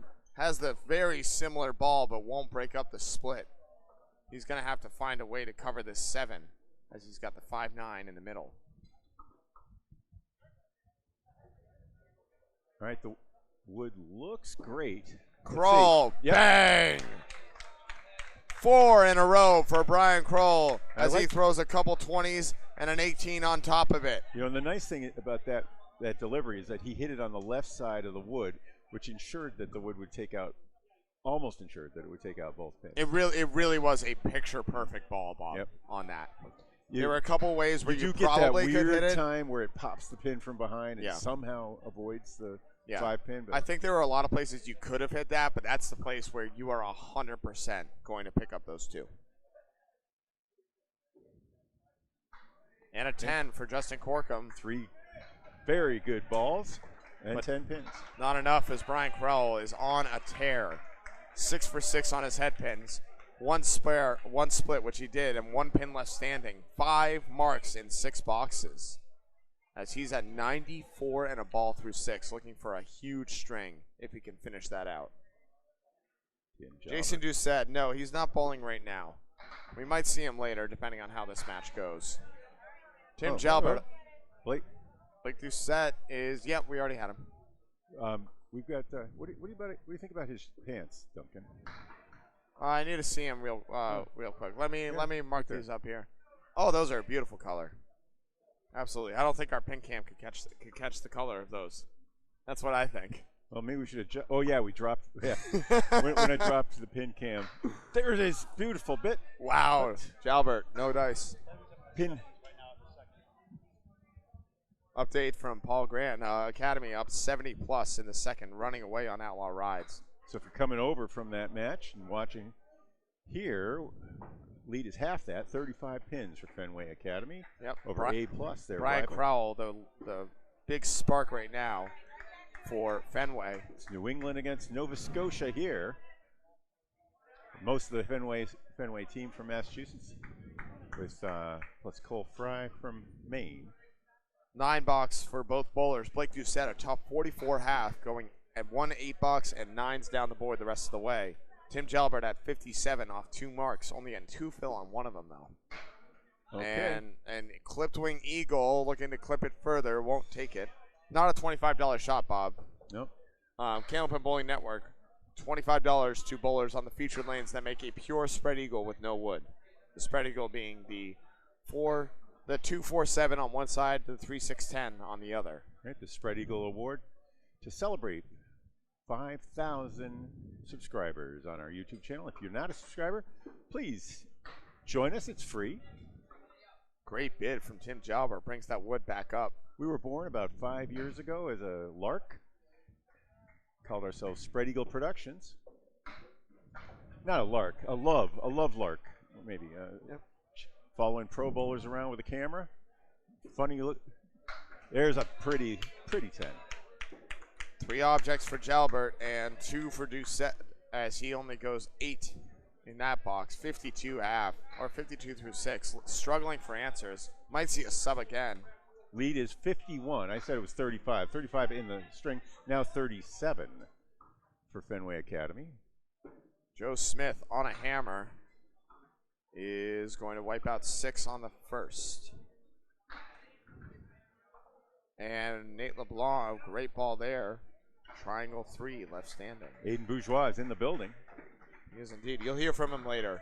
Hey, Joe Smith with the connection on the 1-3. Takes out the 7-10. Big 20 for Joe Smith again, closing out his half in style. He's at 68 and a ball.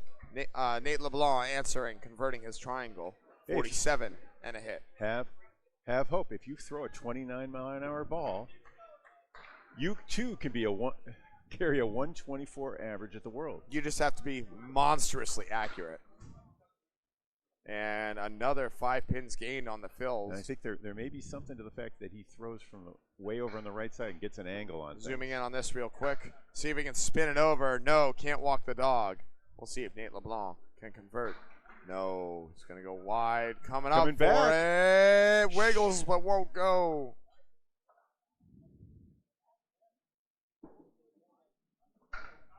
And a 10 for Joe. Nate with a 9 in the 4-hole. So a 75 half when all said and done for Joe Smith. 85 through 6. Only 58 through 6. A plus. Reeling right now a little bit. Matt Harnett trying to stabilize. He's at 46 in a ball. Chris Merrill only 41. Comes back in. Whoa, what a hit. Leaves the 9. And Wood moving out of roadblock zone. Matt Harnett, the bum, wipes out a late 8, and a clocked hat becomes a baby split. 8 on the fill gives him 54 through 4. He's Merrill, right in the teeth. The Iron Man, Chris Merrill, bowled every string of this World Tournament, including the knockouts and a couple of playoff matches as well. I think 2 playoff match rounds.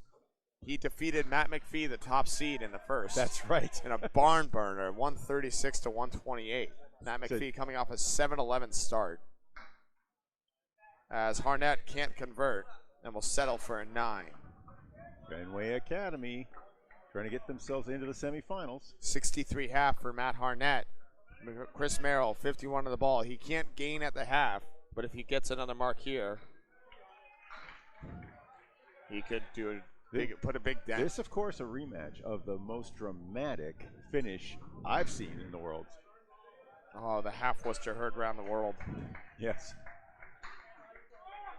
Whoa, Chris Merrill comes back for the object, but can't cover the right side. It's the 9-pin left standing. Matt Harnett looking at the 1, the 3, and the 9.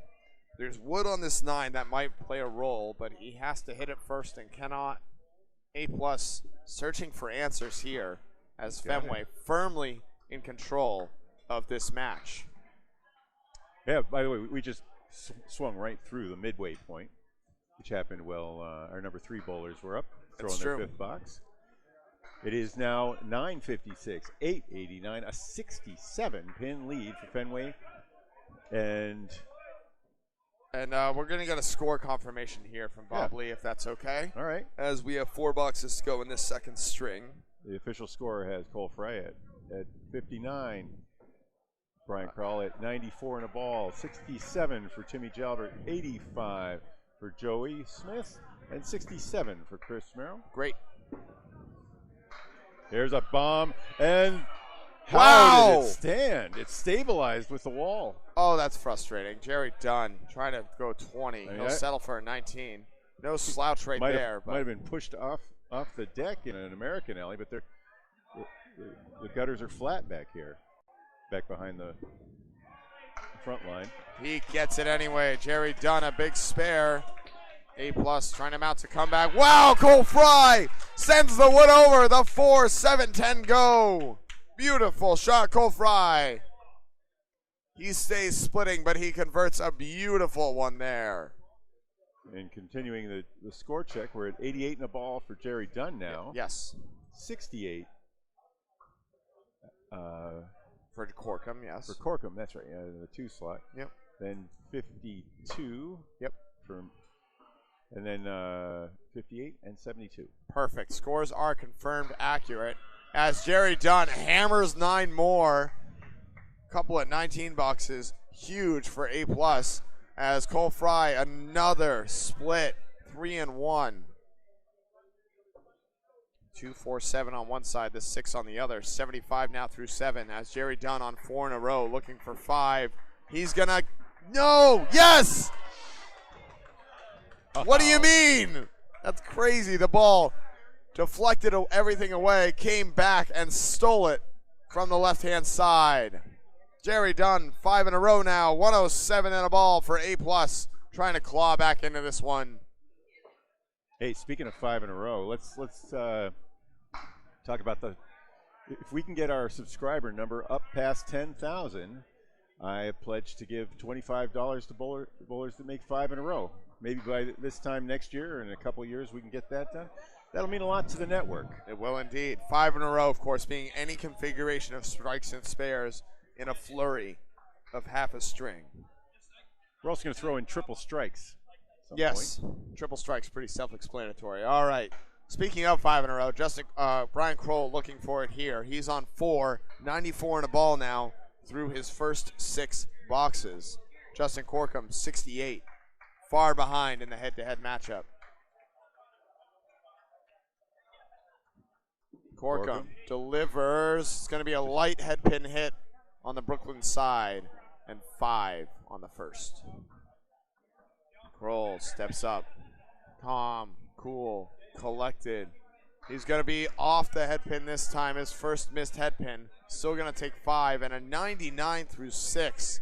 Looking to convert the horseman on the right-hand side and the 7.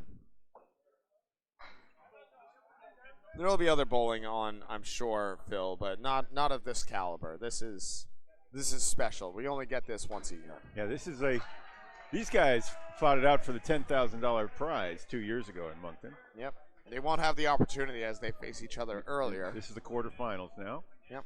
Fenway tried to mount a late comeback for that 1 seed, but Drywall Concepts held on as Brian Kroll can't convert the split. Drywall ended up taking 4, stealing the string and total in their last game. Fenway sweeping their match to give them a shot, but they fell 1 pin short, or 1 point short, I should say. 9 for Justin Corkum. 77 now. That was a pretty narrow slot for a miss there. It was indeed. Brian Kroll, meanwhile, looking for a 10. He's not pin perfect, but he's pretty dang close. 109 with 5 marks in 7 boxes. And 1 pin left on the deck for Brian Yeah, Kroll. he's 39 over. I mean, he's got 40 in bonus pins and left 1 pin standing. That's how he gets to be 39 over. Fills of 7, 10, 10, 8, and 5. Very solid, well over average. Phil, which is 6.5 for a spare and 8.3 for a strike, if I'm not mistaken, somewhere in that ballpark. 8.5, yes. 8.5. Justin Corkum off the head pin, but a generous leave here. The 1-2-8 with good wood behind to kind of keep everything contained back there. Brian Kroll looking for another. Whoa! When you got it, you got it. Yeah, this man is on a heater right now. Thunderous 9, everything spinning around the 5. And I think this pin's as good as gone, Bob. Sometime back in the 2021 U.S. Invitational, Kroll talked to me for a long time about what it is when you got it. I'm just going to get this spare ready. Yep. Nope. For Kroll, yeah. Yeah, for Kroll. It says there's a feeling where you're connected all the way to your fingertips. Justin Corkum goes wide. And when you got that ball out in front of you, you can make that adjustment all the way out to the point you release, and it goes home. That's where he is now. He is in that zone. He is in the Kroll zone, baby. 119 and a ball through 8. Outstanding. 6 marks in 8 boxes with 2 to go. He's looking for a monster string here to put Fenway with a stranglehold on A+.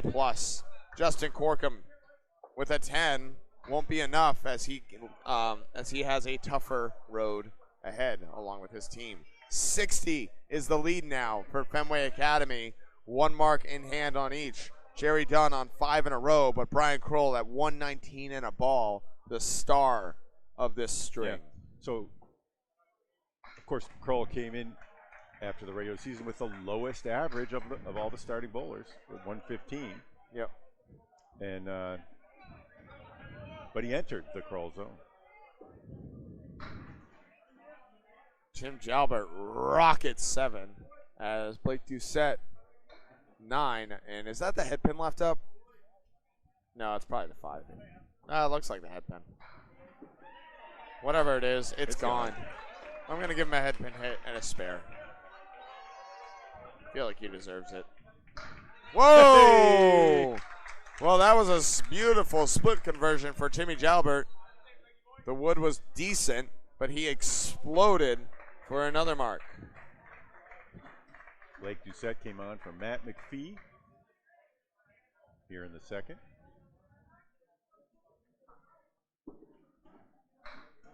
Takes the left side of the head pin. It's Blake Doucette's first mark of this string. A good 7 fill, but a tough split here. Tim Jalbert off. 69 now for Blake Doucette through 7. And that 5 fill puts Tim Jalbert at 82. 12 over his box. A Caleri now for Tim Jalbert. Blake Doucette to 7, 9, 10 with crazy wood in front. I didn't have time to zoom in, but it goes! And Blake Doucette explodes for 2 in a row. Not only did it go, was everything wired, but you see how the ball also came back, and just in case there was something standing there, the ball came back up. Yep. The ball doing double duty right there. There's something hard back there that they hop up. That's true. Yeah, the flat gutter's not responsible for that. Maybe it's just because they're throwing it so dang hard. Well, 9 box and a 91 for Jalbert. I've been to a lot of houses where you almost never see a ball bounce back. Sometimes Timmy Douglas can do it. Like I've seen him do it. Yeah, Tim Douglas, Keith Beaupre, Charlie Collins, Daly, some of those guys. But there are other times where you hit a piece of wood that's flat across. Yeah, Sawyer's Bolodrome, you never see that there. Nate LeBlanc, tough split, but very wired wood here. As Joe Smith, 7 on the first. We're gonna zoom in on this. Oh, it's coming across it cuts it down. It was the sweep across the pin that bounced off the left wall that did the duty there. Joe Smith can't find the head pin on his second ball either. Nate LeBlanc with a gainer so far. And Joe with the 10.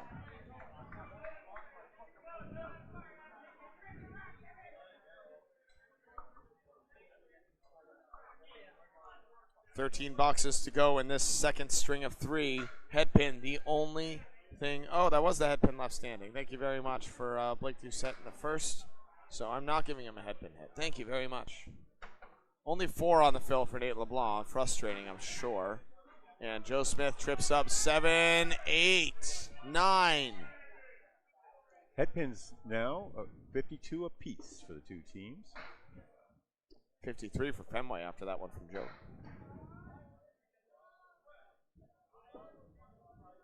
And another mark for Fenway as they keep the gravy train rolling. Nate LeBlanc, a great 9 on that recovery ball. But it won't be enough to dig into the lead substantially. 54 now for Fenway, 2 marks in hand for each, up 40 in the string after a 14-pin victory in the first. Anchors away here. Matt Harnett. Oh, there's a head pin. There's the head Congratulations. pin. And there's your first eagle. Whoa, Chris Merrill. What is that, the Canadian? Oh, yes, that's the Canadian Ballet. Canadian Ballet, thank you. I wanted to give it a much more vile description, I should say. And Matt Harnett can't convert the $25 ball. And Merrill takes a spare on the 9 drop. Everything coming up Fenway here in this quarterfinal matchup. Still time to go, but it's getting closer and closer. Matt Harnett pins out for a professional 10. Looks like the other match is just ahead of ours. They are in the second bowl or last 2 boxes. We'll get a scoring update as soon as they close out, as we can see over there what the totals are as they write them every string. Chris Merrill on the fill. It's a thunderous 9, maybe 10. No, it's going to stay 9. Merrill all the way up to 86 now through 7 with a chance at another. Matt Harnett can't convert. And now Merrill. Oh, no. Matt Harnett hasn't thrown a ball. He's got a 6-pack. He's just looking at it. What are you looking at a 6-pack for? You know where to hit. Oh, you can hit it there and make it, but Launches didn't happen just that time. the head pin, Yeah. and Merrill spares again. 2 in a row now for Chris Merrill, the anchor, the Iron Man for Fenway Academy. And now Harnett has 5 pins to go on this last ball, as A+ is reeling. Okay. Only 7, 89 now. Lead is 66. Plus a ball. Yeah, Paul, hey.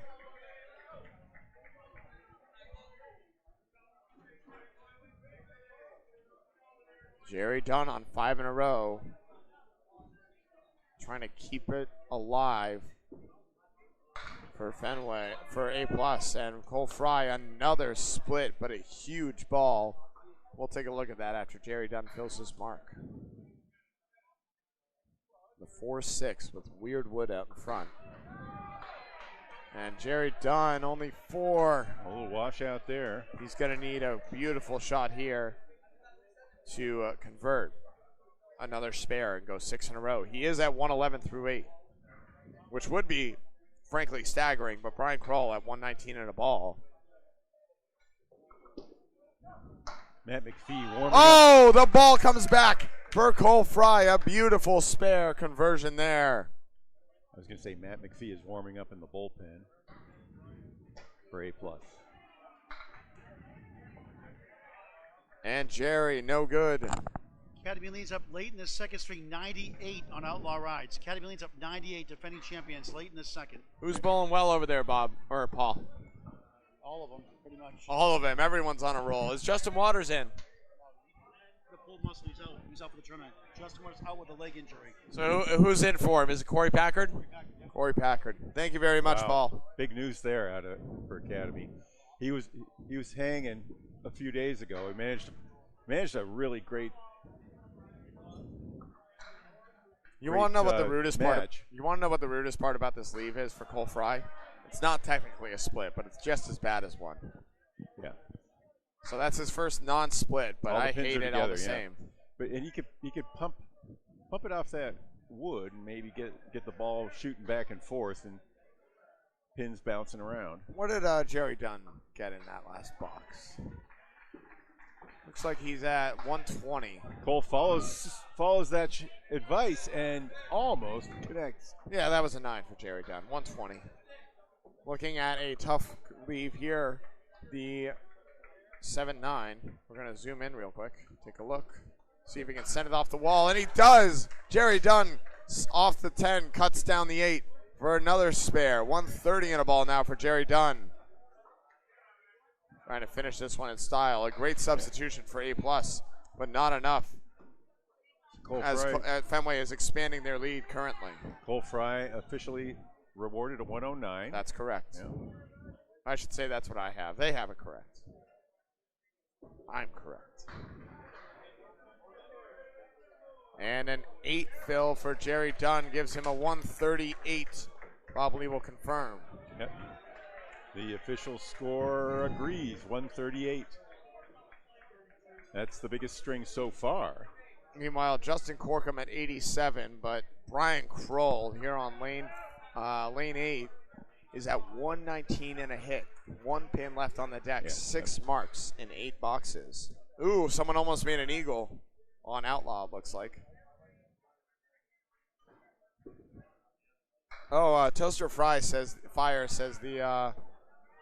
the curtains are a little different here, maybe a little thicker, which would explain why the balls are flying back. Thank you very much. Yeah, I mean, we can go whole tournaments without seeing a ball bounce back. Yep, 123 on so far through 8 for Brian Kroll. He only washes out 4 on the mark.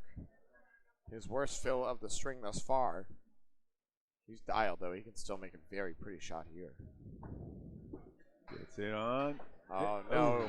Plucks the 3. That's a little quarter Worcester touch there. Quarter pin's gone. A tough configuration at 5 to go for Brian Kroll. If he can get 7 in the box, he can still find himself with a good chance for a 140 or more. Talk about quarter pins for a second. That's a term that comes over from the old 9-pin bowling before candlepin was invented. 9-pin, I think they used the term head pin, but I know that they used quarter pin to describe the 2 inside pins that faced you they had a diamond configuration, sort of like 9-ball in pool. Oh, that makes sense. Only a 6 for Brian Kroll, but only loses 1 pin in the exchange as Justin Corkum goes 7. 94 for Justin Corkum, 129 for Brian Kroll. Through 9. Needs a mark to get into the 140s. DJ Devish, what's up, buddy? Back on the head pin. Almost wishes he wasn't. We'll see. We'll take a look at this one as there's interesting wood. After Corkum eventually throws this ball. There it is. Oh, and there it is. Rocket of 7 for Corkum. So Kroll finishes the second string with 8 of 10 head pins. And he's in the zone. That's to tell you how rare it is to go. Let's see if he can stay on it. It looks like a good ball, and it's just not going to carry the sleeper. The 8-pin won't fall despite his best efforts, and that was a hell of an effort there for Brian Kroll. And a roadblock is going to make him open, probably with a 9 here. Justin Corkum could not convert either. Justin Corkum in the 1-0s. Brian Kroll in the 130s, looking for 139 here, and he gets it. That's it.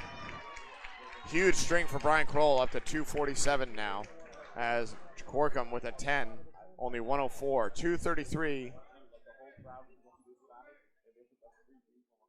See if the totals. See how the totals are not. The bowler totals are not appearing on the crop. Oh, let me change that. I'm sorry, folks. Give me 1 second here, as I'm going to give you the pin cam, and I can change this for you. Head pin for Jalbert.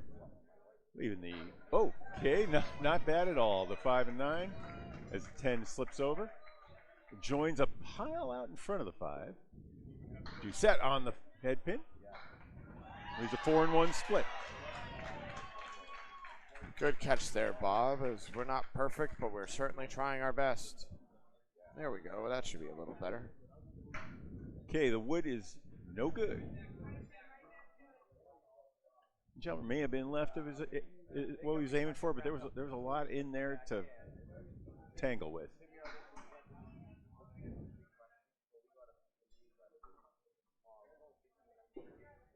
Third ball's right, and he takes a 9 in the 9th.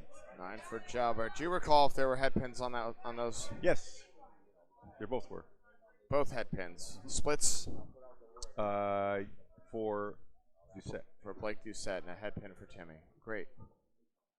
And Doucette was on a fill. Let's see what he was able to fill with. Yeah, it looks like he's found himself all up to 92. So that would be a 4 fill and a 9 box, I believe. Yeah, 4 fill and a 9 box gets him there. Okay. And that makes sense. Tim Jalbert punches out the half Worcester. Blake Doucette. Left of the head pin. That's parallel pins. Similar balls, but a nicer leave for Blake Doucette. Tim Jalbert trying to make a beautiful shot. No, plays the safety shot, which when you're up this much, getting pins is important. Yeah, you can easily give away a spare with a 4 or a 5 box. Yep, but Blake Doucette can't catch the head pin either, as bowlers are finishing without marks here. Tim Jalbert looking for a 110, trying to get these two. And only one for a 109, 234 for Tim Jalbert, and a 9 for Doucette as well. Should be a 101. 101 is correct. Yeah, you know. Pardon us, our scoreboard just needs to snap back into focus. It'll be here soon. All right, Joey found the pocket he was looking for, but got a pocket 4 on that fill. Joe Smith on the fill moves up to 109. Gives it a ride, but can't convert. A LeBlanc on the post. No. Post, our name for it. It originally was 4 horsemen and a post. But it's a little easier to say it that way. Nice 10 for Smith. Update from JJ's on the chat. We appreciate you very much for queuing us in. Looks like Academy won 639 to 601 in that second. They are 60 plus in the lead. As Nate LeBlanc with a 9. Yeah, officially 58 after 2. It's 1260 to 1202, according to my binoculars. Yep, I can confirm. Without the binoculars. You. Head pin hits a bound. Youth. Nate LeBlanc's a little bit better here as he's got a 9 drop. Joe Smith a bucket on the right. All right. Oh my gosh. That is just the most picture-perfect ball. The hay bale. Known as the bucket up here, right? 129 in the ball for Joe Smith. Yes, it is the bucket up here in Canada. As this wood needs to settle, every millimeter important here. And no, Nate LeBlanc can't convert. Fenway very firmly in control. They're going to be up 60 plus. They have 2 balls in hand. As a 9 box gives Nate LeBlanc a tough 99. He went 111 in the first, 99 in the second.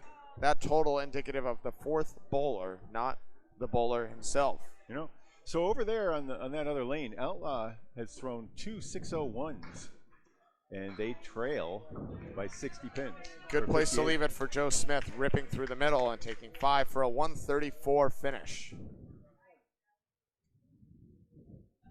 You know, the lanes aren't that different, but they might be leading if they were facing these teams. And Chris Merrill right back up there, as is his prerogative. Okay. Big hammer, Matt Harnett. The 8 was last to fall on that strike. Merrill clipped a piece of wood that kept the 5 pin standing. And he's going too fast. I can barely keep up. Let's give Merrill a 10, and then let's walk over and give Harnett a hammer. 99 and 2 balls now for Matt Harnett. 111 for Chris Merrill. No mark. Not yet, at least. Well, that'll help. A nice 7 drop off the head pin. Both bowlers looking for their 4th mark of the string. Nope, off the head pin. 4, first ball on the fill. 4 down, 6 to go. Merrill, 1-2. It's a great one, and yeah. The 8 pin won't go. Harnett trying to make a very pretty one in his own right. He's going to throw it off the wall, keep the 4, leave the goalposts for an 8 fill. And a 107. And Merrill uses every bit of that wood to get to a 121. And Harnett, a very pretty 10 there to get to 117. The finals as we have them in that string, 6-12 to 559. Fenway firmly in command here. 1196 to 1129. Scores will be confirmed shortly on the other telestrator. That will give us the totals. 558 is what they had. They had a 117. Yep. And a 98. For 98. All right. for Nate. Great. There we go. That's it right there. A 612 is confirmed. 612 is confirmed. All right. And 68 is the official lead here for Fenway Academy. We move on to the 3rd and final string. Both bowlers off the head pin. The dreaded quarter Worcester for Cole Fry. 4 horsemen leave for Jerry Dunn. Just throw a 138 in a sub roll. Sounds like a special out of D'Angelo's. The bowling sub? Yes, the sub roll. I don't know if that's a special. I think that's just what they put the subs on. Right, now that pin is considered legal. Yeah, that should be legal. Yep. Pow, right in the kisser for a 10. Cole Fry looking for a big out here. That's pretty good, Bob. It's a pretty good 8 out of that nonsense. Yeah. He was about to, 2 objects. He punched through that, a 4 or 5, and he would have been way down. Yeah. Just adjusting these crop jobs to give you all a slightly better view here. Okay, the official tally after 2, 1196, 1128. And Jerry way off the head pin that time. He's going to steal 5. Cole Fry devastates his for a tough split. A+ really needs to get it going soon. They are down big and need a flurry of marks. 66. This is very, it's gettable. Think back to that match yesterday when A+ had that'll lead help. Bigger than this, and Central Park almost overcame it. That will help a lot. Outstanding ball there from Jerry Dunn to pick up the spare. Annihilates the 4, the diamond in the middle. And the 7. Kevin Calcutt, thanks for joining us, sir. Hey, that's a 6. Good to see you. Tough 14 through 2 for Cole Fry, but Academy can absorb a couple of those. But if A+ keeps marking, this can become a match very quickly. Brian Kroll and Matt McPhee now in for Justin Corkum. He was warming up in the bullpen. We saw Matt in the first string. And did we see him in the second get subbed out? No, I don't think so. I think he was just not in the second. Yeah, he was sub by Doucette. Sub before the first ball was thrown. I think so. Yes, I agree. And Brian Kroll, well, he's staying in. He just had a pretty good string, a 139, and he starts on the head pin. Tough split. See if we can spin this around, though. We'll take a look at that one after McPhee throws this ball. Matt McPhee just gets wide. Just right. Candlepin Bowling Network, ICC quarterfinals here. Playoff round 2 with 2 more to go. A+ Accounting and Fenway Academy here on lanes 7 and 8. The winner to play Drywall Concepts. Fenway Academy firmly in the lead by 62 pins. 1 mark in hand for A+. Pinfall, all that matters. Brian Kroll. Oh, Whoa! The Kroll zone. Cool. Brian Kroll. A huge mark converting the split. And he did. He just he didn't react. He gave high fives, but it was he kept his blood pressure very even. Brian Kroll just ice cold up there. Stoic, steady, and stays marking. Hot as can be. Brian Kroll, the hottest bowler in this moment on these lanes. Only 2 for Matt McPhee. Brian Kroll, can he load up another? Start another string in style. It's going to be off the head pin, but rocketing 6, almost 7, but the 10 won't fall and the horsemen stand on the right-hand side. Wendy Frazier, thanks for joining us. A+ down big, but they have time. They just need to get it going soon. Matt McPhee, this would be huge. Whoa, what a pitch right there, rocketing the inside pocket. But the 5-pin gets nipped but won't go. Kroll, can he make another? And he does. That time. This guy's absolutely untouchable right now. He is lava hot and ice cold at the same time. I did see him clench his fist before administering the high fives and low 10s to his teammates. Matt McPhee, 19, but Brian Kroll at 26 and 2 balls, hitting 3 objects out of 4 balls thrown in that exchange. And it looks like Justin Corkum is moving into the 3-hole to replace Blake Doucette. That is the case.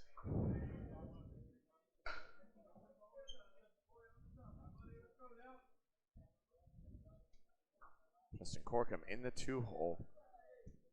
Went 104, 129, 104.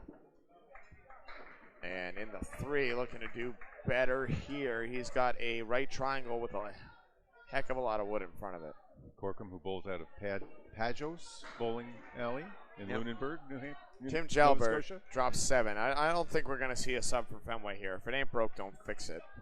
Cole Fry struggling slightly, but steady as ever in that 2-hole. We saw him have a tougher first string and then uncork the double in the end. Corkum blows it up for a mark. Marks it. And Jalbert. 37-32, according to our tally. Jalbert just massacred that 5-pin, but sadly it was too full. Sadly for Fenway. Great for A+. Sadly for us too. We just like seeing pins fall. We don't care who hits them. 9 for Jalbert. At least I don't. You might have rooting interest. I mean, I know a lot of these guys. Even the Canadians now I'm getting to know. And I like them. But, I'm here I'm for from Massachusetts. I don't know.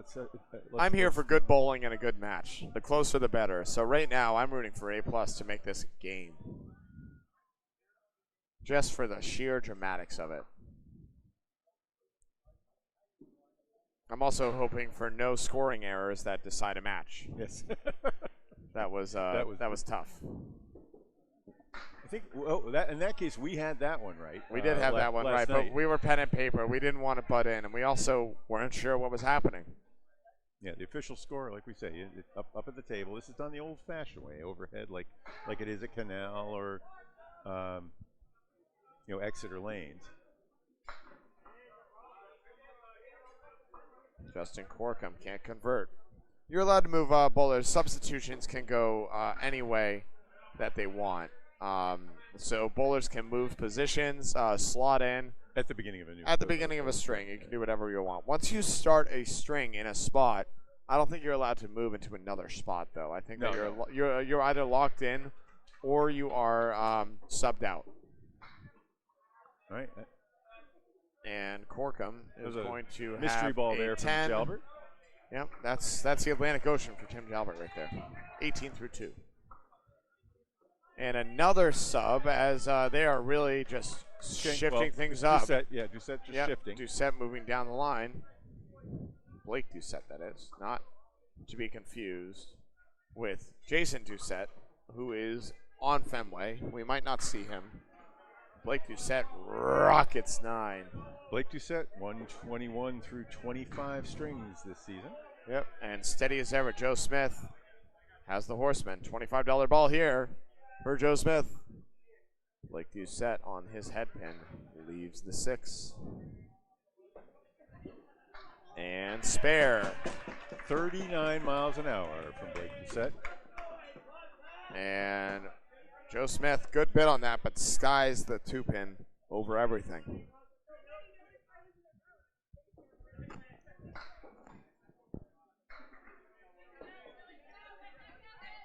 Joe Smith throwing 30 on that last pitch. And an 8-box for Joe Smith to start. 3-object 8-box, I should say.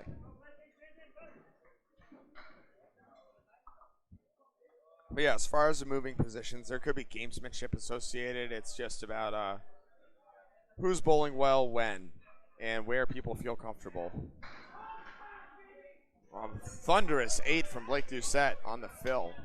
And another 2-pinner for a spare. Okay, great ball. Terrible leave.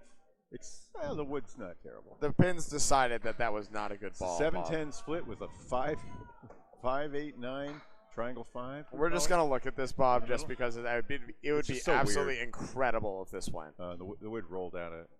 It still might be high enough on that left side. No, if you pop the 5 with a full one. By the way, beautiful spare. No doubter there. And chops 2, Joe Smith. Okay. And now A+ with a little bit of leverage. A couple of gainers. And Joe only picked 8. Up 2 there plus and a ball. 2 8s for Joe Smith on a lot of objects. I think he hit every single object in that run. So the lead in the string is 18 plus a ball. The total, the only thing that matters for the playoffs, 50 for Fenway Academy. But not long ago it was 69. Matt Harnett trying to keep it going, stays in the anchor. Wipes out a late falling 7 with a right triangle left. That's a really big response to the rally from A+. Chris Merrill just steps up, grabs the ball, and drops a bomb immediately. He's not one to mince words or mince time. And a spare for the bum. And thankfully he's bowling first. It gives me time to do all this, because otherwise Chris Merrill would have already thrown his fill. What was it? Frosty Bum? What? I can't. On the nickname there for Matt Harnett. No, just Matty Bum. Matty Bum. Yeah, that was from. I'm trying to scroll up. Frosty Dog gave Frosty us that Dog little bit of told us tidbit. that. Okay. According to Frosty Dog, it's Matty Bum. I believe it.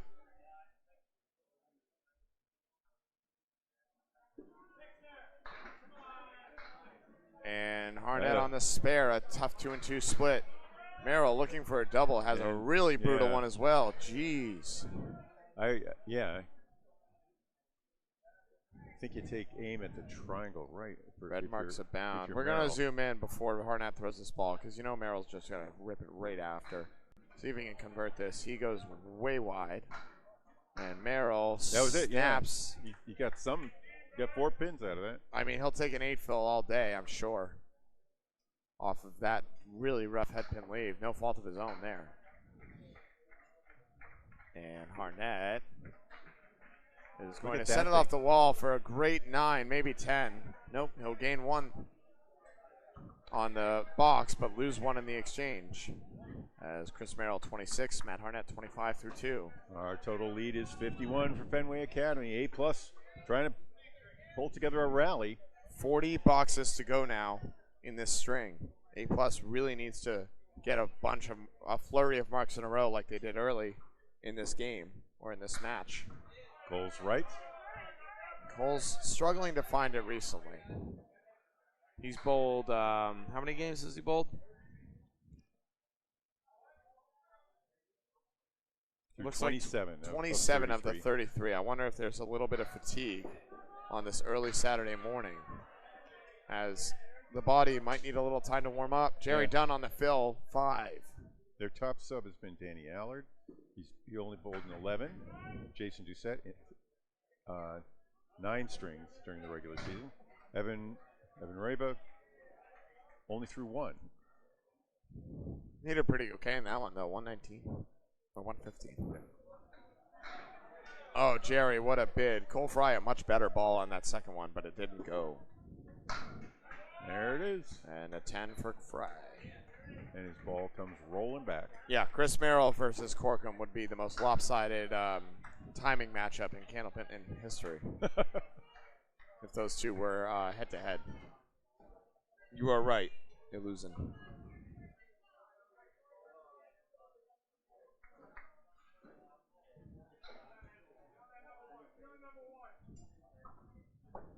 Cole. Or step approach with a mini first. Only 24 through 3 for Cole Fry. And just to assure victory or give Cole a break, they might actually pull him. I wouldn't be surprised anyone warming here. up though. Yeah, they might let him work it out. I mean, he's a young kid. He's fine. Jerry Dunn, 9 drop. Cole Fry, 2260 through 23 boxes. All right, there he's back on his object. Doesn't work for him. No, he's punching. He's either off or punching a lot of the time right now. Jerry, spare. Just rips it right in there. Jerry Dunn, a really great approach. And Cole Fry, nice 10 there. Get to 34 through 4.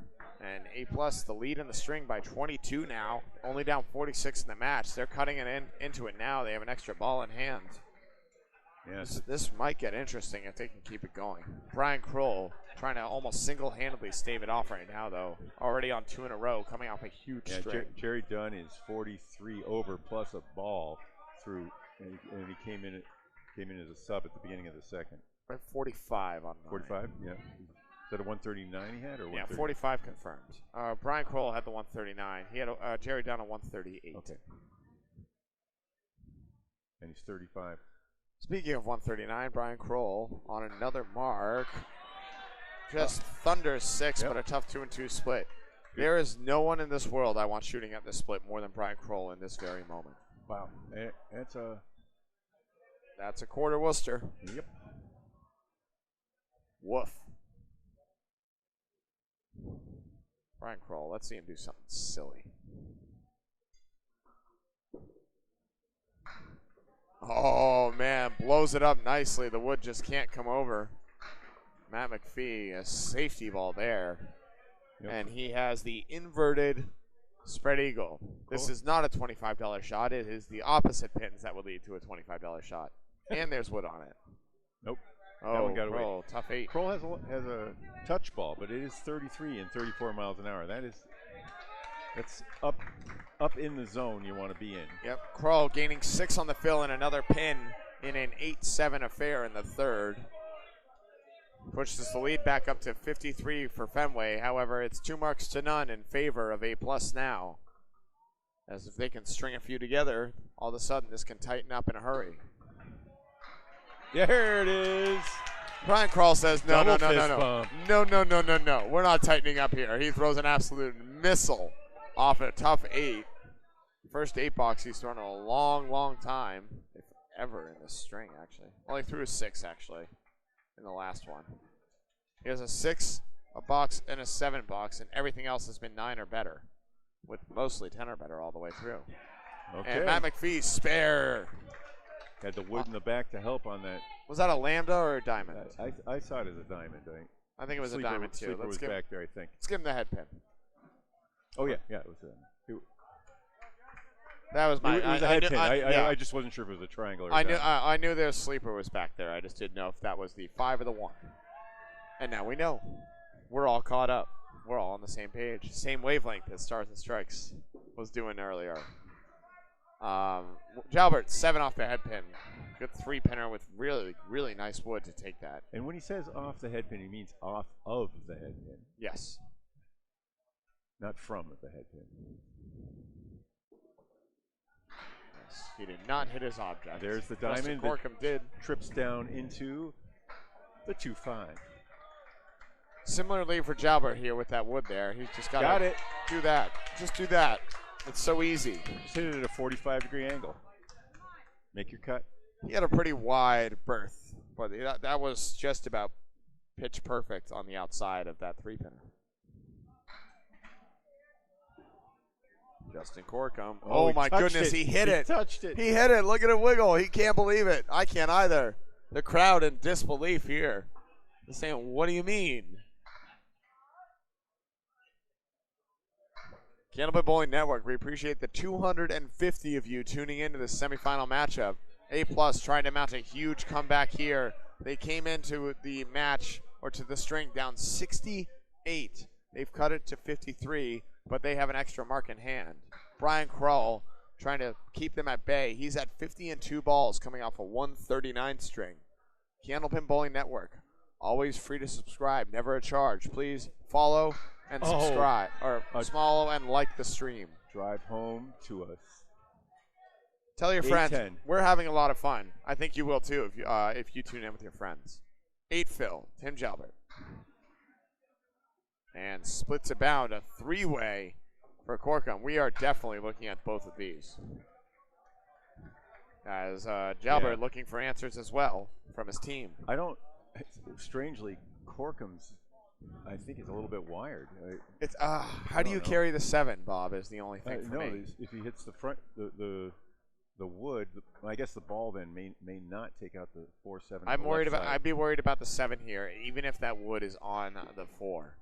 Timmy. Jalbert, goes through the middle. I think that's exactly where he wanted it. Yeah, there's action around the 8 pin. It just didn't fall.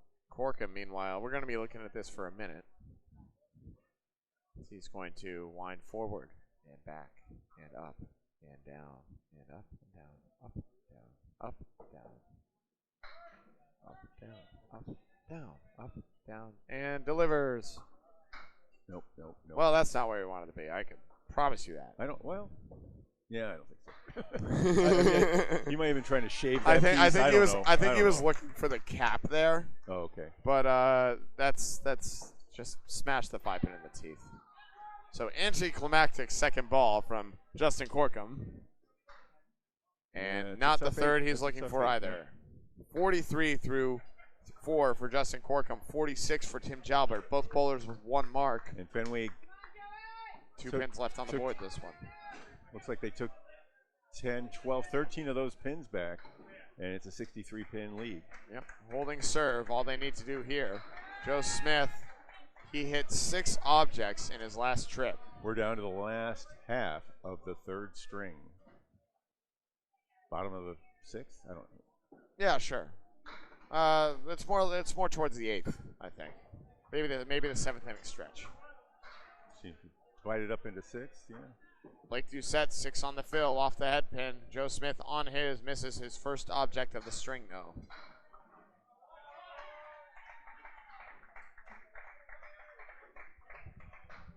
I need to go in for Greg in the 2nd string of the semifinals. I'm going to have you come on with Bob for a couple of boxes there, okay? Okay. No luck there.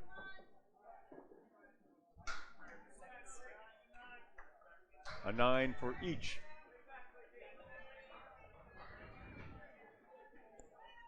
Thank you very much. I'm just updating Ayden Bourgeois for what we're going to do semifinal coverage. Greg Gouillard doing wonderful work over with Paul Grant, but is going to need a break. So I'm going to come in for him during the 2nd string of the semis. Ayden Bourgeois, our Canadian correspondent, will be joining Bob Lee to call several boxes in the middle string of the semis, which is more and more looking like it's going to be Fenway Academy versus Drywall. Unless A+ can really get something going. That lead won't help. That's vicious. Joe Smith's not much better, but all he needs to do is pin out here for Fenway to hold serve. Blake Doucette, the diamond 3 with the 7 pin way over on the right. Actually, let's see if Ayden wants to come in and do color. Yeah, if you want a minute. Yeah. I'll hold the fort down if you want to go track him down. It's all good. Let's do an official score check. Yes, please. That would actually before I walk away. That would be fantastic. We got Cole Fry at 34. We got Brian Krull at 50 and 2 balls. Yes. Timmy Jalbert at 46. Yes. Joey Smith at 34. And Yes. Chris Merrill, 26 after 2. That's correct. Got Jerry Dunn sitting at 45 on a ball. McPhee at 36. And a ball. We got 43 for that Doucette and Corkum. Corkum, and his name is Duma up top. Blake at 51, and Matt Bum at 25. Scores are confirmed. Thank you very much, Bob Lee. We'll see you later, as you can take a minute, reset, and we'll get Ayden Bourgeois on the call shortly. Chris Merrill with a 9, Harnett 10ing out to draw even in the string.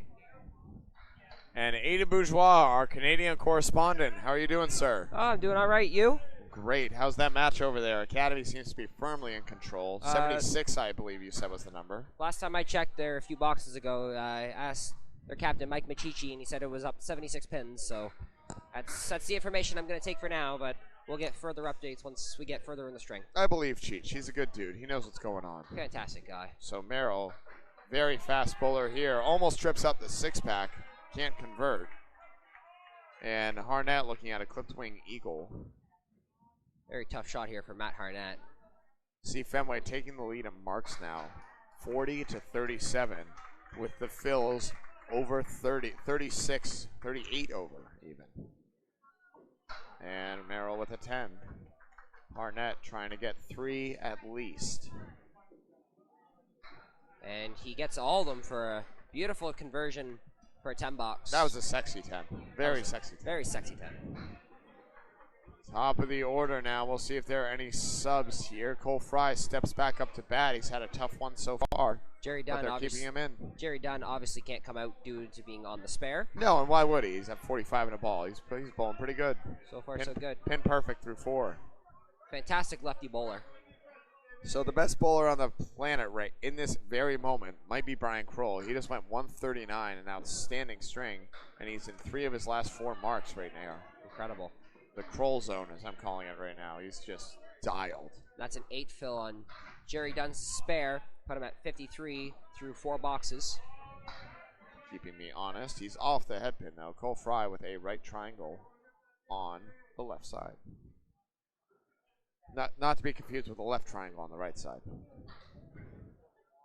Which, of course, doesn't Dunn exist. for 2 spares in a row, and he has it. Great shooting by Jerry Dunn. 63 and a ball, halfway of string number 3. And Cole Fry matches him with a spare of his own. First mark on the board for Cole Fry in this 3rd and final string as Fenway trying to hold serve. Up 49 still. Down 19 in the game though. A+ trying to chip away here.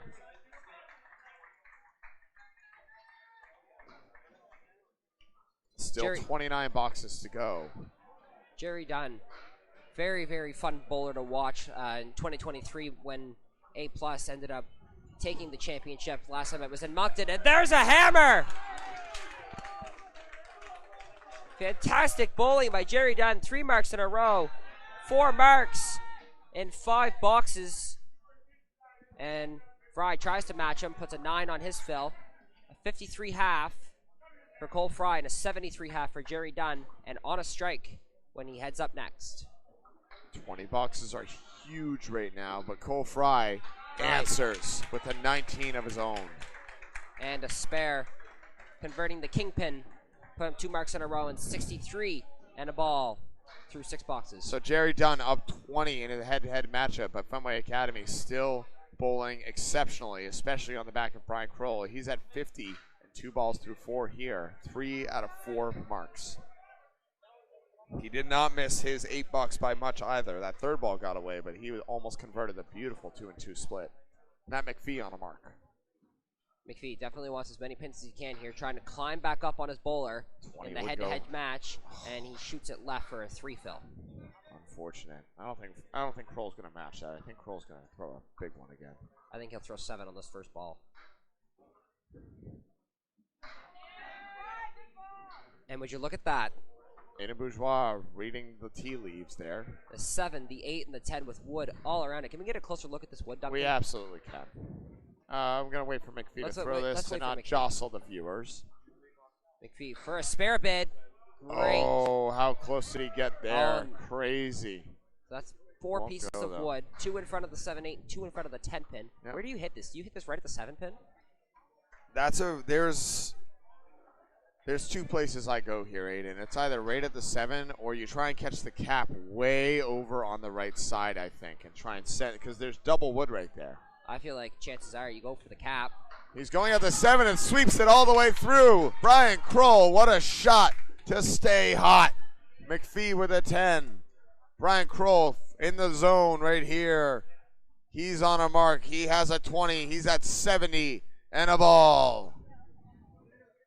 I was worried about that right side you were mentioning. I was scared if you tried to go for that cap, you accidentally send it in the gutter. So was Kroll. That's why he went where he went and it just levered everything across. 70 in the first half. Huge rotation on that. And we have a sub now Nate LeBlanc. as Nate LeBlanc coming in for Matt McPhee. LeBlanc, right side, and takes out everything but the 1, the 2, and the 4 pin. With a wood in behind all 3. Pretty much a useless wood.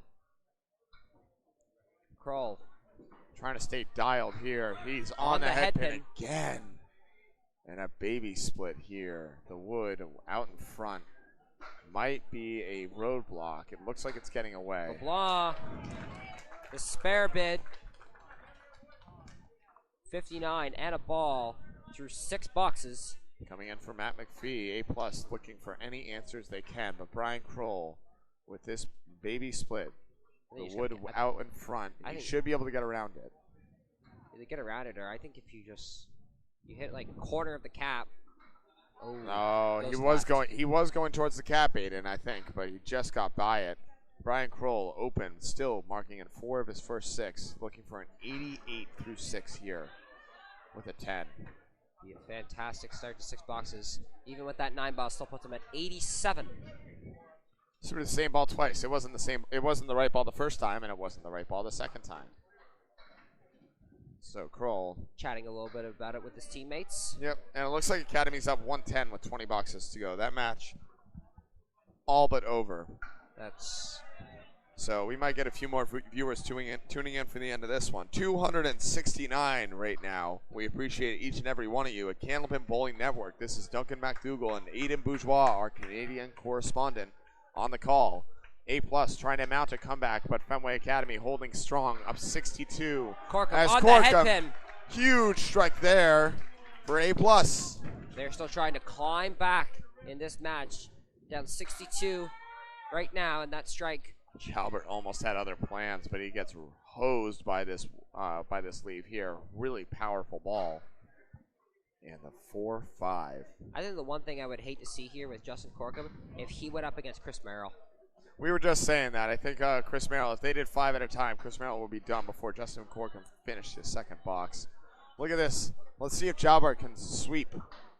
Ooh, he caps, but that powerful ball driving back, and he doesn't get enough energy onto the wood to convert. So Tim Jalbert settled for either 55 or 56 half.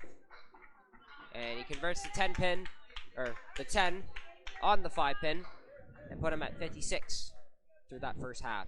Justin Corkum, 53, and on the strike for his first half, as A+ looking for answers here, as they're just looking to climb back, ball by ball, box by box, and trying to get back on the podium for a chance. They don't obviously need a double here, but it would go a long, long way. It would in a really critical part of the match. It would be a big answer, and not quite a double. He's got parallel pins on the left side, the 4, the 5, the 7, and the 8 pin. That is a brutal break there. Let's see if he can convert this somehow, some way. I think there's a wood up against the 5 pin that if he actually hits perfectly, it could. We got time to zoom in. I think we got time to zoom in on that. Just a little. I think that wood could slide everything over. Yeah, you're looking at the sweeper on the right.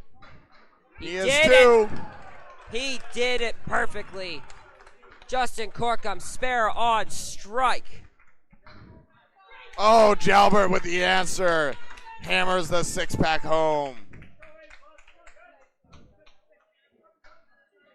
And Corkum's meaning a little more with the fill, but Tim Jalbert with the response to keep Fenway up comfortably. Excellent stuff there. Blake Doucette, not in the anchor this match. On the 4 spot, he throws his first ball. Already 51 through 4 and has a diamond on the left side with a wood in between all the pins. Joe Smith, left side.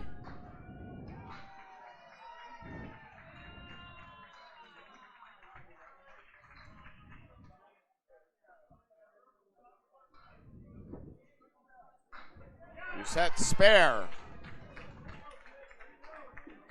Smith looking to watch from the zone. Almost. What a bid right there. I was kind of speaking gibberish there a little That's bit. all right. It's been a long week. It has been a long week, Duncan. That's for sure. A 10 box for Joe Smith. Put him at a 44 through 5, and it looks like he's going to stay in the string for now.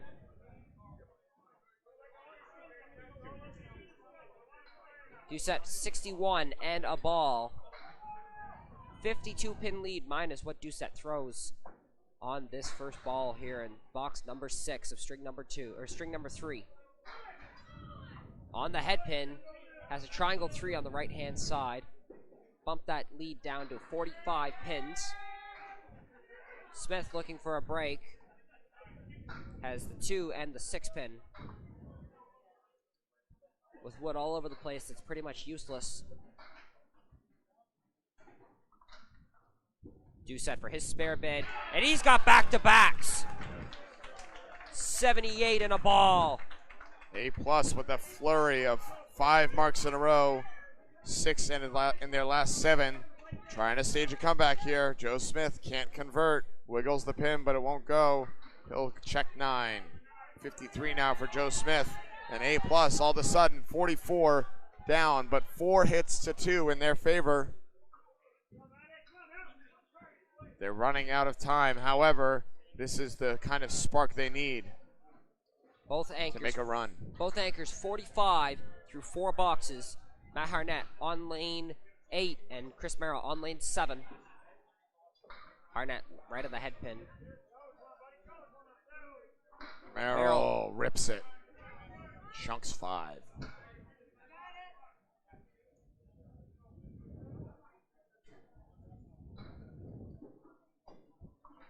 Harnett just kisses the head pin.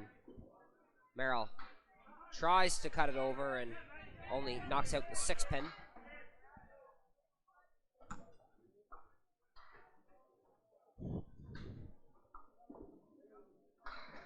Harnett for an out, gets a 9. Merrill 8. That bumps the lead down by another pin, now 43. Mark still 4-2 in favor of A+.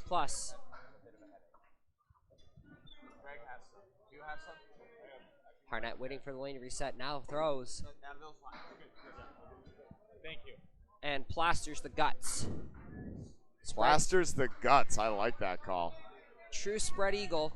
Chance for $25 for Matt Harnett. Oh, yeah, Bob Lee. About to watch.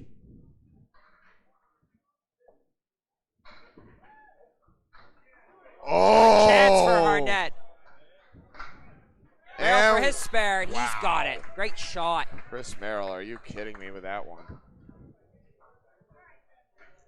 Merrill sure is due. Hasn't had a mark since the first box, where he threw a strike and 8 on it. 200 milligrams? And then puts a spare in that 6 box. Harnett takes the 9 box, put him 63 through 9, or through 6 boxes.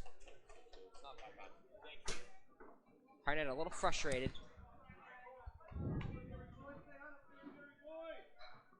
Ayden, I had to step away for a second. Can you tell me what Matt Harnett finished with there? He had a 9 box. 9 box. Thank you very much, my good friend. And Chris Merrill had the spare. Yes, I had that one. I just hadn't written it down. And here we go. 4 boxes to go for each bowler. 20 total. And the lead as it stands is 44 in total for Fenway Academy. A plus up 40-24 in the game, but the games don't matter. It's all about total.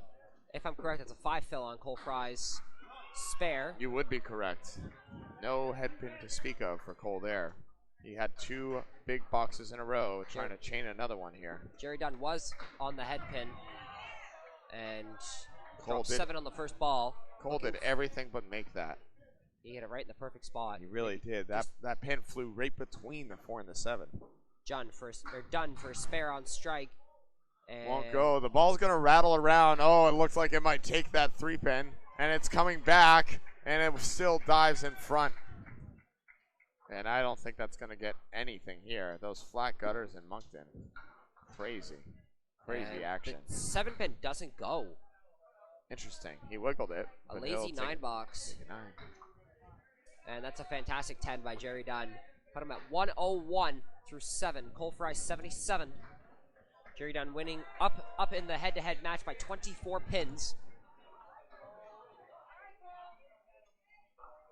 It's box number 8 underway. Appreciate Bob Lee taking care of his commentators. He does it all, folks. As I said, executive producer, founder. He finds Canadian correspondence. He takes care of us. He's got the binoculars with the score checks. He does color. He runs the rig. What can he do except be on a Worlds team and just see it with his own eyes? He has to close up here. Cole Fry went full on the head pin there. Thank you. Has the 2, the 4, the 6, the 7, and the 9. Gonna look to cut it over, and only gets the 2 pin. Pow. Gentlemen Bowling Network, really appreciative of all of you for tuning in. Without you, we couldn't be up here. And Jerry Dunn puts it in the hole. Up to 310 viewers checking out the end of this one. Fantastic. Lucky for us, it's just a number for us. It's just you and me talking about bowling. Absolutely. Been a pleasure to be here all week. Oh, it's been a pleasure to That's have you. Whoa! That's a great out for Jerry Dunn. It's a 10 box, puts him at 111. Really would have loved that mark, I'm sure, but that pinning will allow them to stay within 40 here as Cole Fry with an 8 to get to 85. That lead now shrinks to 38, and it's going to be minus another ball as Nate LeBlanc on lane 7 is on a spare. 3 more marks for A+ to fill in, and 2 for Fenway Academy. Although Brian Kroll up here, I can't remember the last time he didn't have a mark in a trip. Trips are 2 at a time. He usually has 2 recently. He's had 1 occasionally, and he starts with a bucket on the right side. LeBlanc on his spare. 10 pin wiggling a little bit, but it will not go. That's a 9 fill. Bring the lead down to 27 pins. A+ closing it in. But can they continue? They need the big push in these last 16, 17, 18 boxes. Brian Kroll looking for another. Wow! Unbelievable performance by Brian Kroll. The Kroll zone as Nate LeBlanc converts his. Of course he did. He had a 9, but Brian Kroll, a beautiful 5-pin bundle, goes down. Marks are now 3-3. This is outstanding stuff from Brian Kroll. And A+ trying to mount a huge comeback here. They've cut the lead well more than half from 68 all the way down to 29. With both bowlers having a ball to throw in hand here. Brian Kroll having something to say about it here, though. 97 and a ball, and it's a good one. Only a chunk of 6, though. LeBlanc definitely going to want more than that. Bump the lead down more. He's on the head pin and only gets 4. Oh, man. Has a bucket on the left-hand side with a wood up against the 10 pin. Tough splits. I actually like Nate LeBlanc's split a lot better. However, that fill of 4 is just killer. Kroll. A+ really needing to gain every pin they can. Kroll goes wide. LeBlanc definitely going to want something here. And just missed the pocket he was looking for. That wood even deflected away. I thought it might cover the corner, but he just flicked it. Both bowlers 2-1 splits, looking for outs here. Most likely a 9, hopefully. Kroll gets his 9. LeBlanc looking to match. And he gets a 10, a 2-5-10 conversion with no wood. Fantastic. That bumps it down to another pin to put it at 30 even. Kroll with a 9. Kroll LeBlanc with with a 10. Yes, sir. Thank you very much. After that forefill for Nate LeBlanc, he manages to still pull out and cleans his plate. Couple more marks here. Tim Jalbert and Justin Corkum. Jalbert wide and punches two. A little frustrated. As I would be too. Oh. It's all A+ right now. Trying to go on a flurry of marks here. I see marks all in the middle of this string for all of the bowlers. Corkum can shrink the lead even more. Tumble 7, 8, almost 9, wiggling 7 won't go. We're going to take a look at that one. And that's a big 6-pin gain. Jalbert looking for answers here. What a On the pitch, head but pin. no luck. A setback to contend with for a 10. And Corkum trying to see if any of these 4 pieces of wood on the 7 can fly over to the 10. Ayden staying high towards the 7-pin. Will flick the piece of wood. Is it going to be too high? He Tries the ball, and the ball almost came back. Great try. Great bid right there. Very difficult shot. Jalbert 7 box, so the lead will shrink even more for Throws his head Fenway. up in frustration right there. I don't blame him. 75 Corkum. now through 7. Corkum 10, that bumps it down to 21 pins. 1 mark in hand for each team. It's getting close. It's getting close. I think everything's going Academy's way over there. I think that one's just about over at Academy Outlaw. Whoa, Jalbert, a huge strike to stop the bleeding for Fenway. And Corkum needs to respond here to keep A+ in this string. I say needs to, but it's... Looking to match for one of his own. Well, Gets a spare leave. That helps a lot right there. The strikes are uncommon in this game. Throwing it, you got to throw a really great ball and get a little lucky. It's a 2-ball game, and Justin Corkum with a mark would definitely match Jalbert here.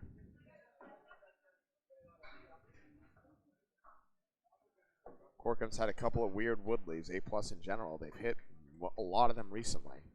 Corkum And for get a spare. another. He's got it. Just annihilates that 2-pinner. Unbelievable performance. 101 now and a ball for Justin Corkum. As we move on to the 4-hole, things are tense here. Joe Smith, wide of the head pin. 5 to go from 133 pin lead for Academy. That one's done. Outlaw Rides going to come to an end here. Joe Smith off the head pin has a spare leave. And Blake Doucette, 5 on the fill, a tougher spare leave of his own here. 4 horsemen on the right-hand side. It plus will the go, but it's challenging. Joe Smith just gets by. He's been struggling in this one after a blistering start.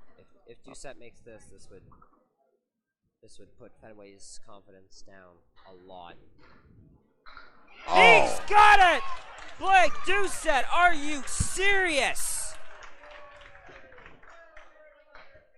A 9 box for Joe Smith, lead now 20 pins, or 15 pins for that matter. 3 in a row. Blake Doucette, monstrous here for A+. And this is a very tight match now, folks.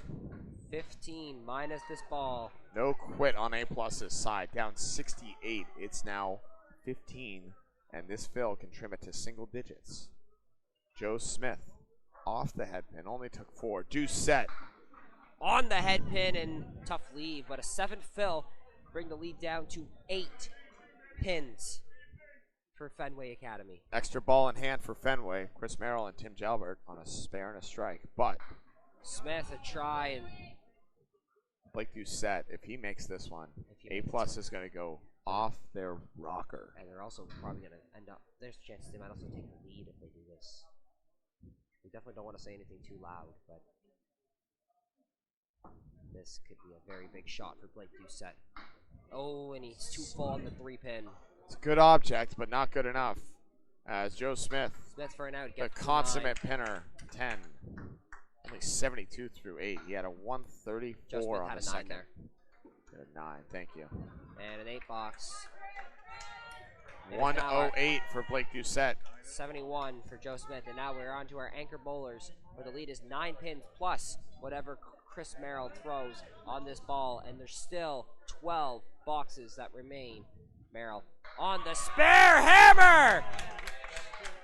The Iron Man, Chris Merrill, he's bowled every string, and he keeps it rolling there with a huge mark. Harnett looking to match one of his own. The 4-pin rocks, but it will not go. That strike pushes the lead back up to 32.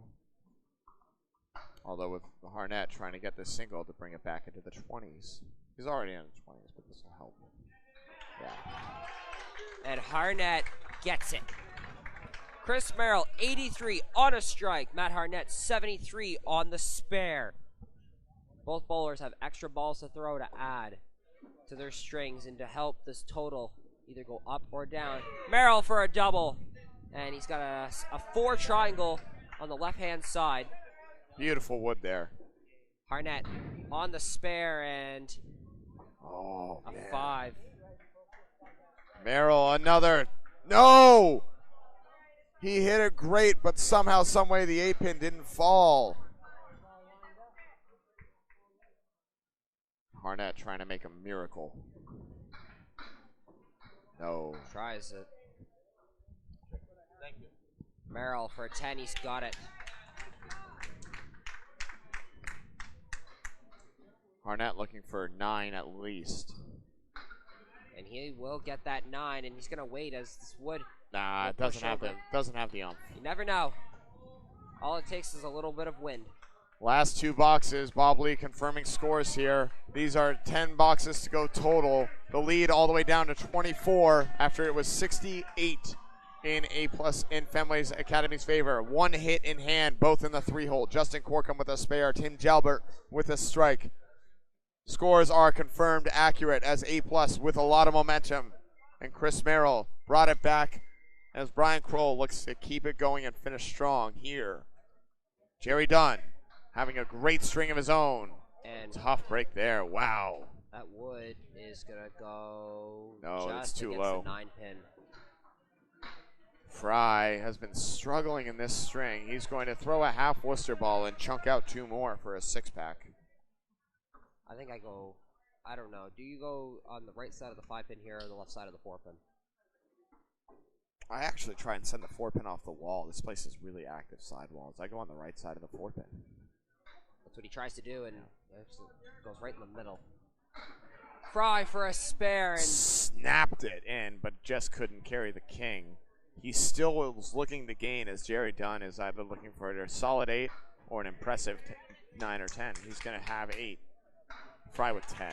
Big pins there. Every pin counts right now. 119 for Jerry Dunn, but it might not be enough. Fenway's still up 26 in the match. As the other one is officially over. Academy Lanes moving on to face Lucky Strike in a rematch. I believe we're calling the drywall match, DJ, as they look to face the winner of this one, which is looking like Fenway, but you never know. We got a reset as a down pin on lane 8 gives us a pause with 9 boxes to go. Much needed breath right here. Jerry Dunn, 364 triple as of right now, 119 through 9 boxes. Thank you to Looking 364 of you. Wow, what a rocket from Jerry Dunn. He's on the pocket, and he leaves the 5 and the 8-pin. Candlepin Bowling Network here in the home stretch. ICC quarterfinals. Cole Fry rockets 9-10, a strike! Cole Fry coming in clutch for Fenway Academy. Dunn looking to match.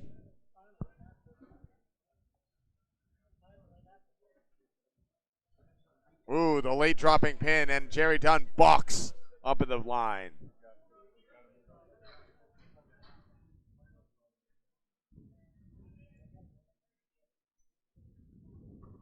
Dunn first. The answer, yes! He's got it! Huge ball, Jerry Dunn to answer the mark with one of his own. Cole Fry started the first string. He's spinning all three. He ended the first with a huge double to give Fenway their first lead in a long time. Can he do it again to put the nail in the coffin? Jerry Dunn first, 129, and a ball. No, it's only three. Chops through. A 132 final. A great string, but a tough finish. Double strike! Cole Fry! A monster ball from Cole Fry. 115 and a ball. Fenway Academy up 33 now.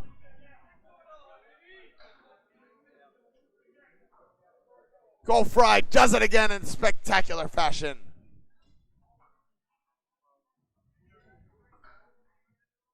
Trying to load up, looking for a triple. It's going to be off the head pin. Still a massive 26 box on the end. And a 121, Cole Fry. 357 as Fenway now in the driver's seat at 39 in the match. Unbelievable turn of events here in this 10th box. And he's not even the best bowler up there right now. Brian Kroll standing tall at 112 through 8. Looking to get into the 30s with pinning. And the 40s or 50s with some marks. Nate LeBlanc needs marks here for A+. It's a great head pin hit, matriculating into a tough cocked hat, a three-way split. The 2, the 7, the 10. Kroll on the right side has the 4 horsemen on the left side. Nate LeBlanc, the 2, the 7, and the 10. For a spare, he just missed. Oh, it came back! Wow. The 2-pin came back. Somehow, some way, from the dead, from the pit. Kroll the match, and he's got it! Unbelievable finish here by these bowlers.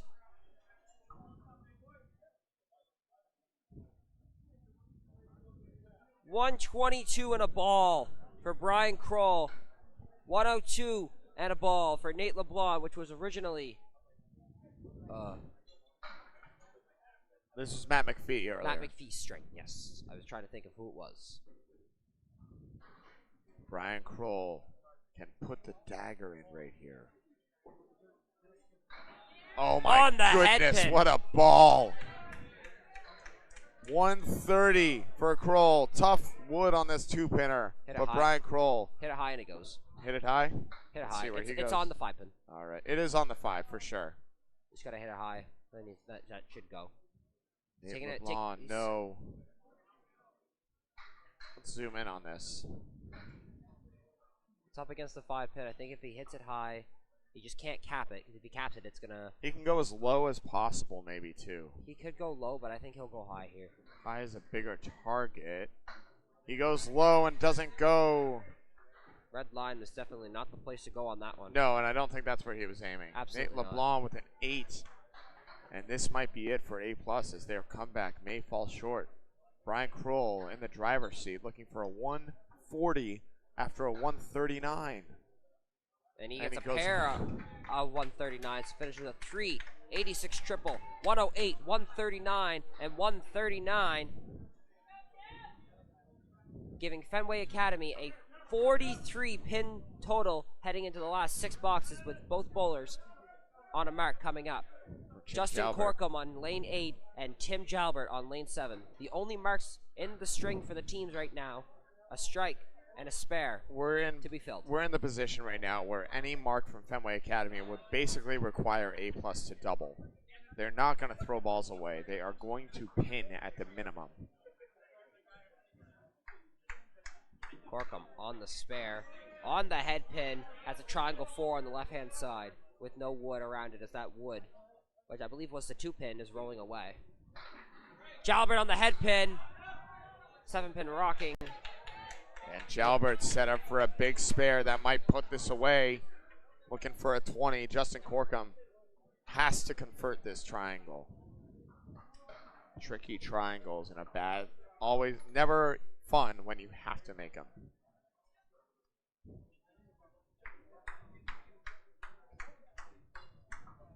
giving the people behind him air conditioning with the way he's winning that arm. The spare ball underway, and the 8-pin doesn't go. He hit it, and it wasn't it. And Jalbert can put it away. Does! Not looking good for A+ accounting. Just A+ now. I made the mistake earlier, too. No more accounting. No more accounting, just A+. And a 10 for Corkum. I feel like I like saying A+ accounting, though. It rolls off the tongue nicely. A+ feels like there's something missing. 118 for Justin Corkum, only 105 in a ball for Tim Jalbert. However, Fenway Academy on the back of Brian Kroll and a huge double strike finish from Cole Fry in command. 495 of you, thank you very much for tuning in for this finish. Looks like Fenway is going to pull away here to face Drywall Concepts. Justin Corkum trying to have something to say about it, drops 8. 2-pinner here. 4 and the 8-pin. Jalbert on the spare. What a massive ball. And he drops an 8 of his own, the 5 and the 10 with a wood in between. And I believe it is touching the 10-pin. Illusion thinks Fenway might win the whole thing. And the way they're bowling, they have a great chance. Well, I would say with how they lost finals in 2019 in the last 2 years, they're definitely due for something here. So having to bowl Drywall and Concepts. Corkum, no. Needed that one. It didn't go. Having to bowl Drywall Concepts is going to be a very tough match for Fenway Academy. Yeah. And I think it will be a very entertaining match overall. I don't think anyone finished this round robin hotter than Mark Weber for Drywall Concepts. Absolutely not. Through a 451 triple, the high. His personal high and the high of the tournament. Absolutely insane. Justin Corkum with a 10 for a 128 finish as he couldn't convert the 2 that he needed. And Jalbert looking at a single, taking his time, lining it up, and drilling it in the teeth for a 123. 357 finish for Tim Jalbert. Fenway Academy, no subs in this string. They're rolling their 5, and I think they're sending them all the way through the day. Yeah, that 451 you were talking about for Mark Weber was a 118, a 156, and a 177. My God. And that was against Kingswood Bulletproof in match 10, I believe. And on the back of Kroll and Cole Fry, the lead back up to 54. It is all but over. 7 pins, the magic number. And actually, it's over. That's it. No, it's not. Never mind. Not mathematically. Joe Smith with the split. It's darn close, though. Blake Doucette can't find the head pin. Throwing a tired ball right there. Not what he needed. Oh, I believe it was in match. I think it was towards the end. Maybe the second match of the third day. Of Thursday. Match 8, actually, yes. Yeah. It says week 8 on the sheet, so I think that means match 8. That does mean match 8, yes. A tough 5 for Blake Doucette. 8 for Joe Smith. That's as right. we are winding down here. Match 10, Kingswood bowled Maria subs on lanes 1 and 2. Yep. Me and I'm not sure if it was you or Bob over there with me, but I remember I was over there with somebody. Joe Smith on the head pin. And he can make this mathematical here with a 9 drop. If he converts this spare, it's just about over mathematically. It's all but technically.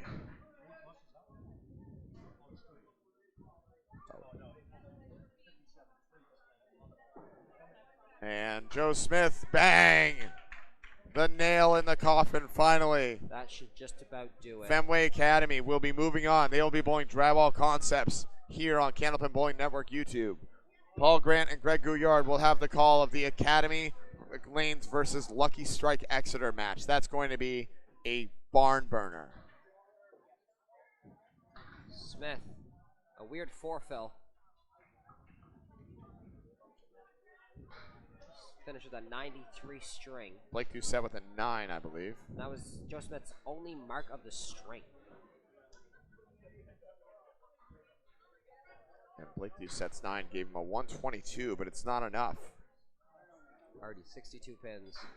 Harnett would have needed a 4-bagger to have any chance. And that's They're just bowling it out now. Chris Merrill drops 9. Matt Harnett. They're just doing this for bragging rights at this point. Yes. Matt Harnett, no dice.